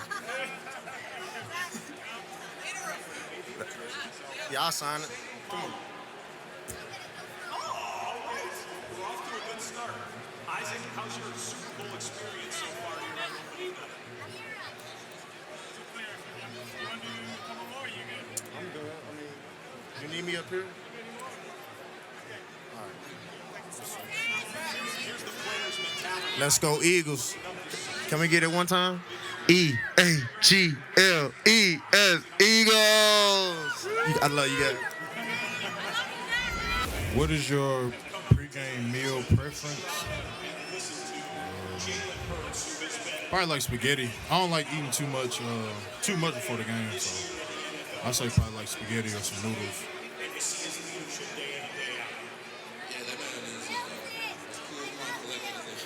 Appreciate that.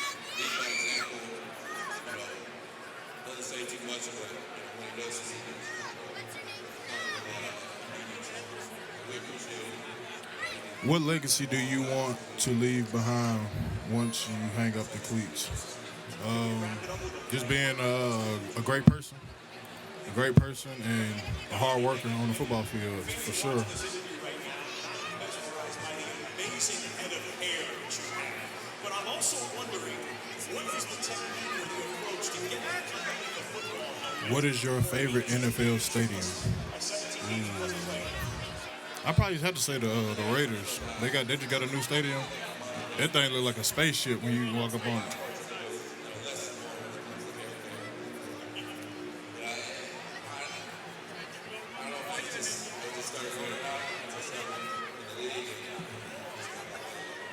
Isaac, thanks for stopping by the national game on Sunday. All the best to you and the Eagles.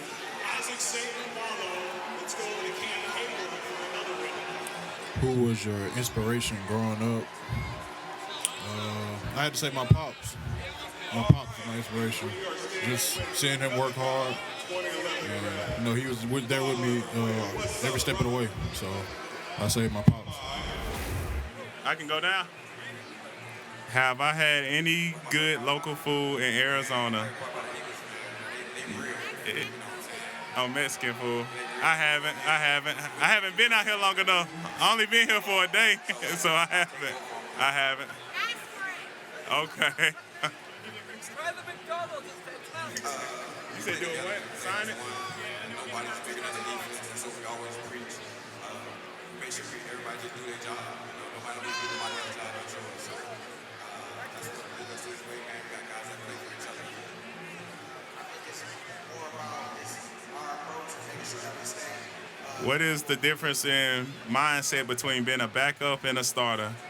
I think it's really no difference because any day, any play could be your play, and any day can be your day. So you're a play away from being a starter.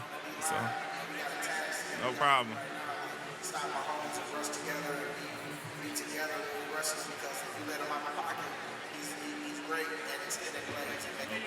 All right.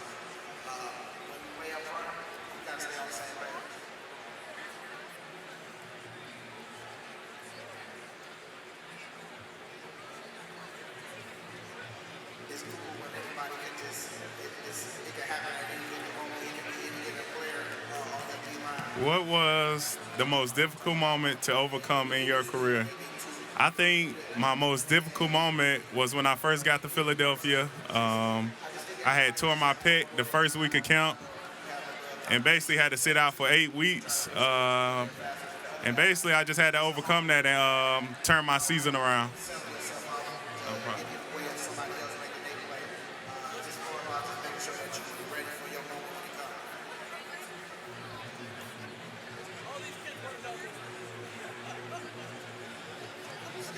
Who is my favorite teammate? I think my favorite teammate is BG, Sweaty, the whole D-line, the whole defensive line.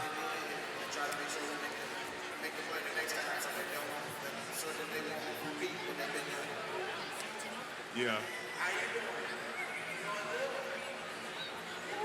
What is your favorite Fortnite dance? I think the gritty. The gritty. Oh, no, I can't dance. No, I can't do it. I don't know how to dance.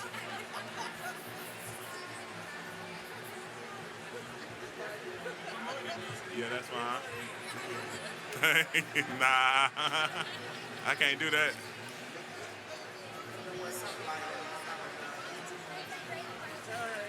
Who is your favorite player of all time? Troy Polamalu. The safety, Troy Polamalu. What up? Thanks for having me.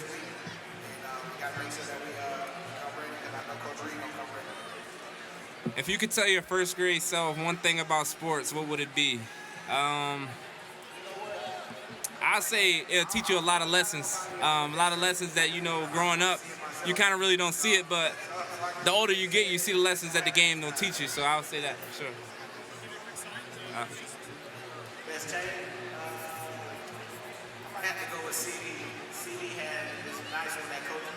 Who is the goofiest player in the locker room? I say Slay. I don't know if y'all know Slay, but I mean, he a funny dude if you get around him. Sure.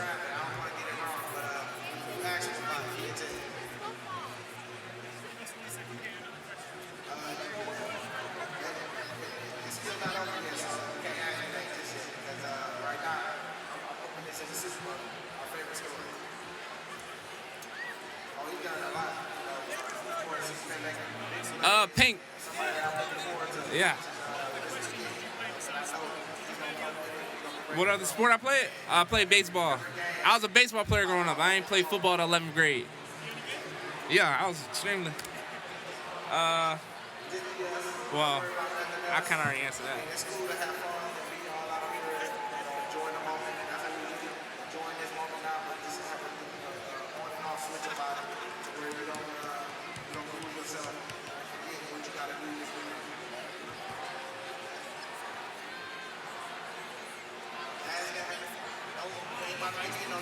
Take a guess. Center field? Yeah. Yeah. I was lefty. All right, we are here at Fayetteville United, joined by Eagles linebacker Kyron and Johnson. All right, we got some fan questions for you. You ready to go? Yes, yes, All I right, am. first question. How prepared are you for the Super Bowl experience? It's just like any other experience. You just take it one day at a time, just like how Coach Sirianni was telling us, one step at a time. We're not looking at the highest point of the mountain. We just taking it one by one. That's how I'm preparing it, just doing one by one. That's it. That's how you guys got here. All right, next question. Philadelphia is a city with a huge heart for their sports. What's the one thing you want the Eagles fan base to know? That we here, baby. We here. We in it now. We here. So you ready for a show? All right, final question. And I'm done with this one. Incredible. Bradley Cooper is a gigantic Philadelphia Eagles fan. Do you love Bradley Cooper as much as he loves you guys? I mean, I ain't never met Bradley Cooper, so I can't really say anything nice or bad about him. But I would like to meet you, Bradley Cooper. Well, he's a board. I'm sure we'll get there soon. Yeah. No. I mean, I really don't know what else to say. Well, I know you're a rookie with the throw in here. Did you ever anticipate that you would be here your first season? No, actually, it's just crazy how I actually got here because it's just coming from, a not so winning team to being in a Super Bowl team. It's just like you gotta soak it all in and just get used to it. This is reality. This is the Super Bowl and we in this, baby. We in here. We are here. Thank you so much.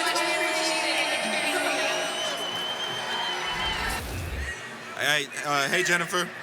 The question she asked is, how are you mentally preparing for yourself for the biggest game? This is the biggest stage of them all. For me, just keep on staying with my same routine and keep doing the things that I've been doing all year long with the guys. And then hopefully everything's going to take care of itself because, we work hard as a team and we're prepared for this, this big game, man. So, not stressing myself out about it, but just going out there and having fun.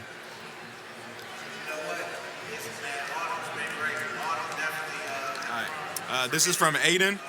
What is your go-to pregame meal? My big pregame meal is pasta. Yeah, man. Yeah. What's Alfredo? I put chicken, peppers, spinach, broccoli, stuff like that in it. Get my carbs and protein in.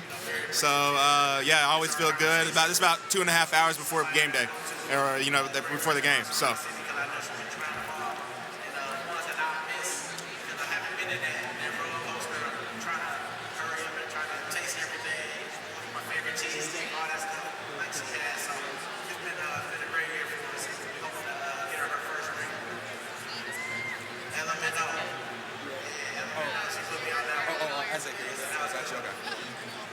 The question is, did I work harder than all of my friends in sports as a kid? What separated you, Caden? For me, I always felt like, I always had to separate myself by working harder.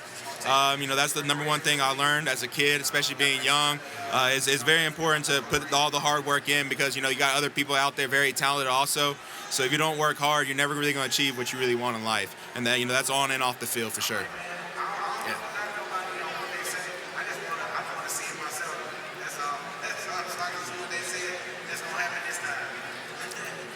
All right, Jameson.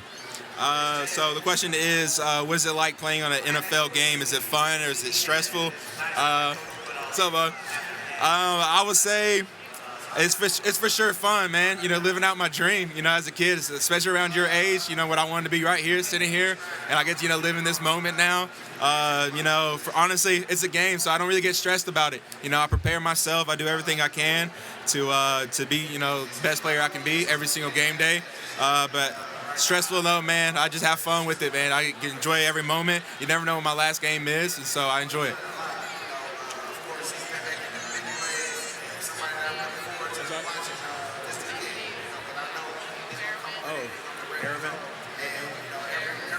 Got you. So that's a rookie. Okay. So, Erwin, after 2 years in the league, what advice would you give yourself as a rookie? That's a tough one, man. Just staying on my same routine, putting in the extra work, even when I'm not feeling like it. The seasons get long, And so for me, it's just, I would tell my rookie self, just, stay with it. It's all going to pay off in the long run, for sure.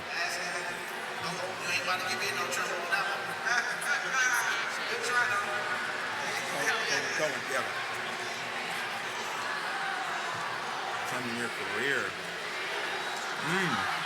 What was the most difficult moment to overcome in your career? There's been a lot of tough parts to overcome. The biggest thing is always injuries and just dealing with little ones here and there throughout the year.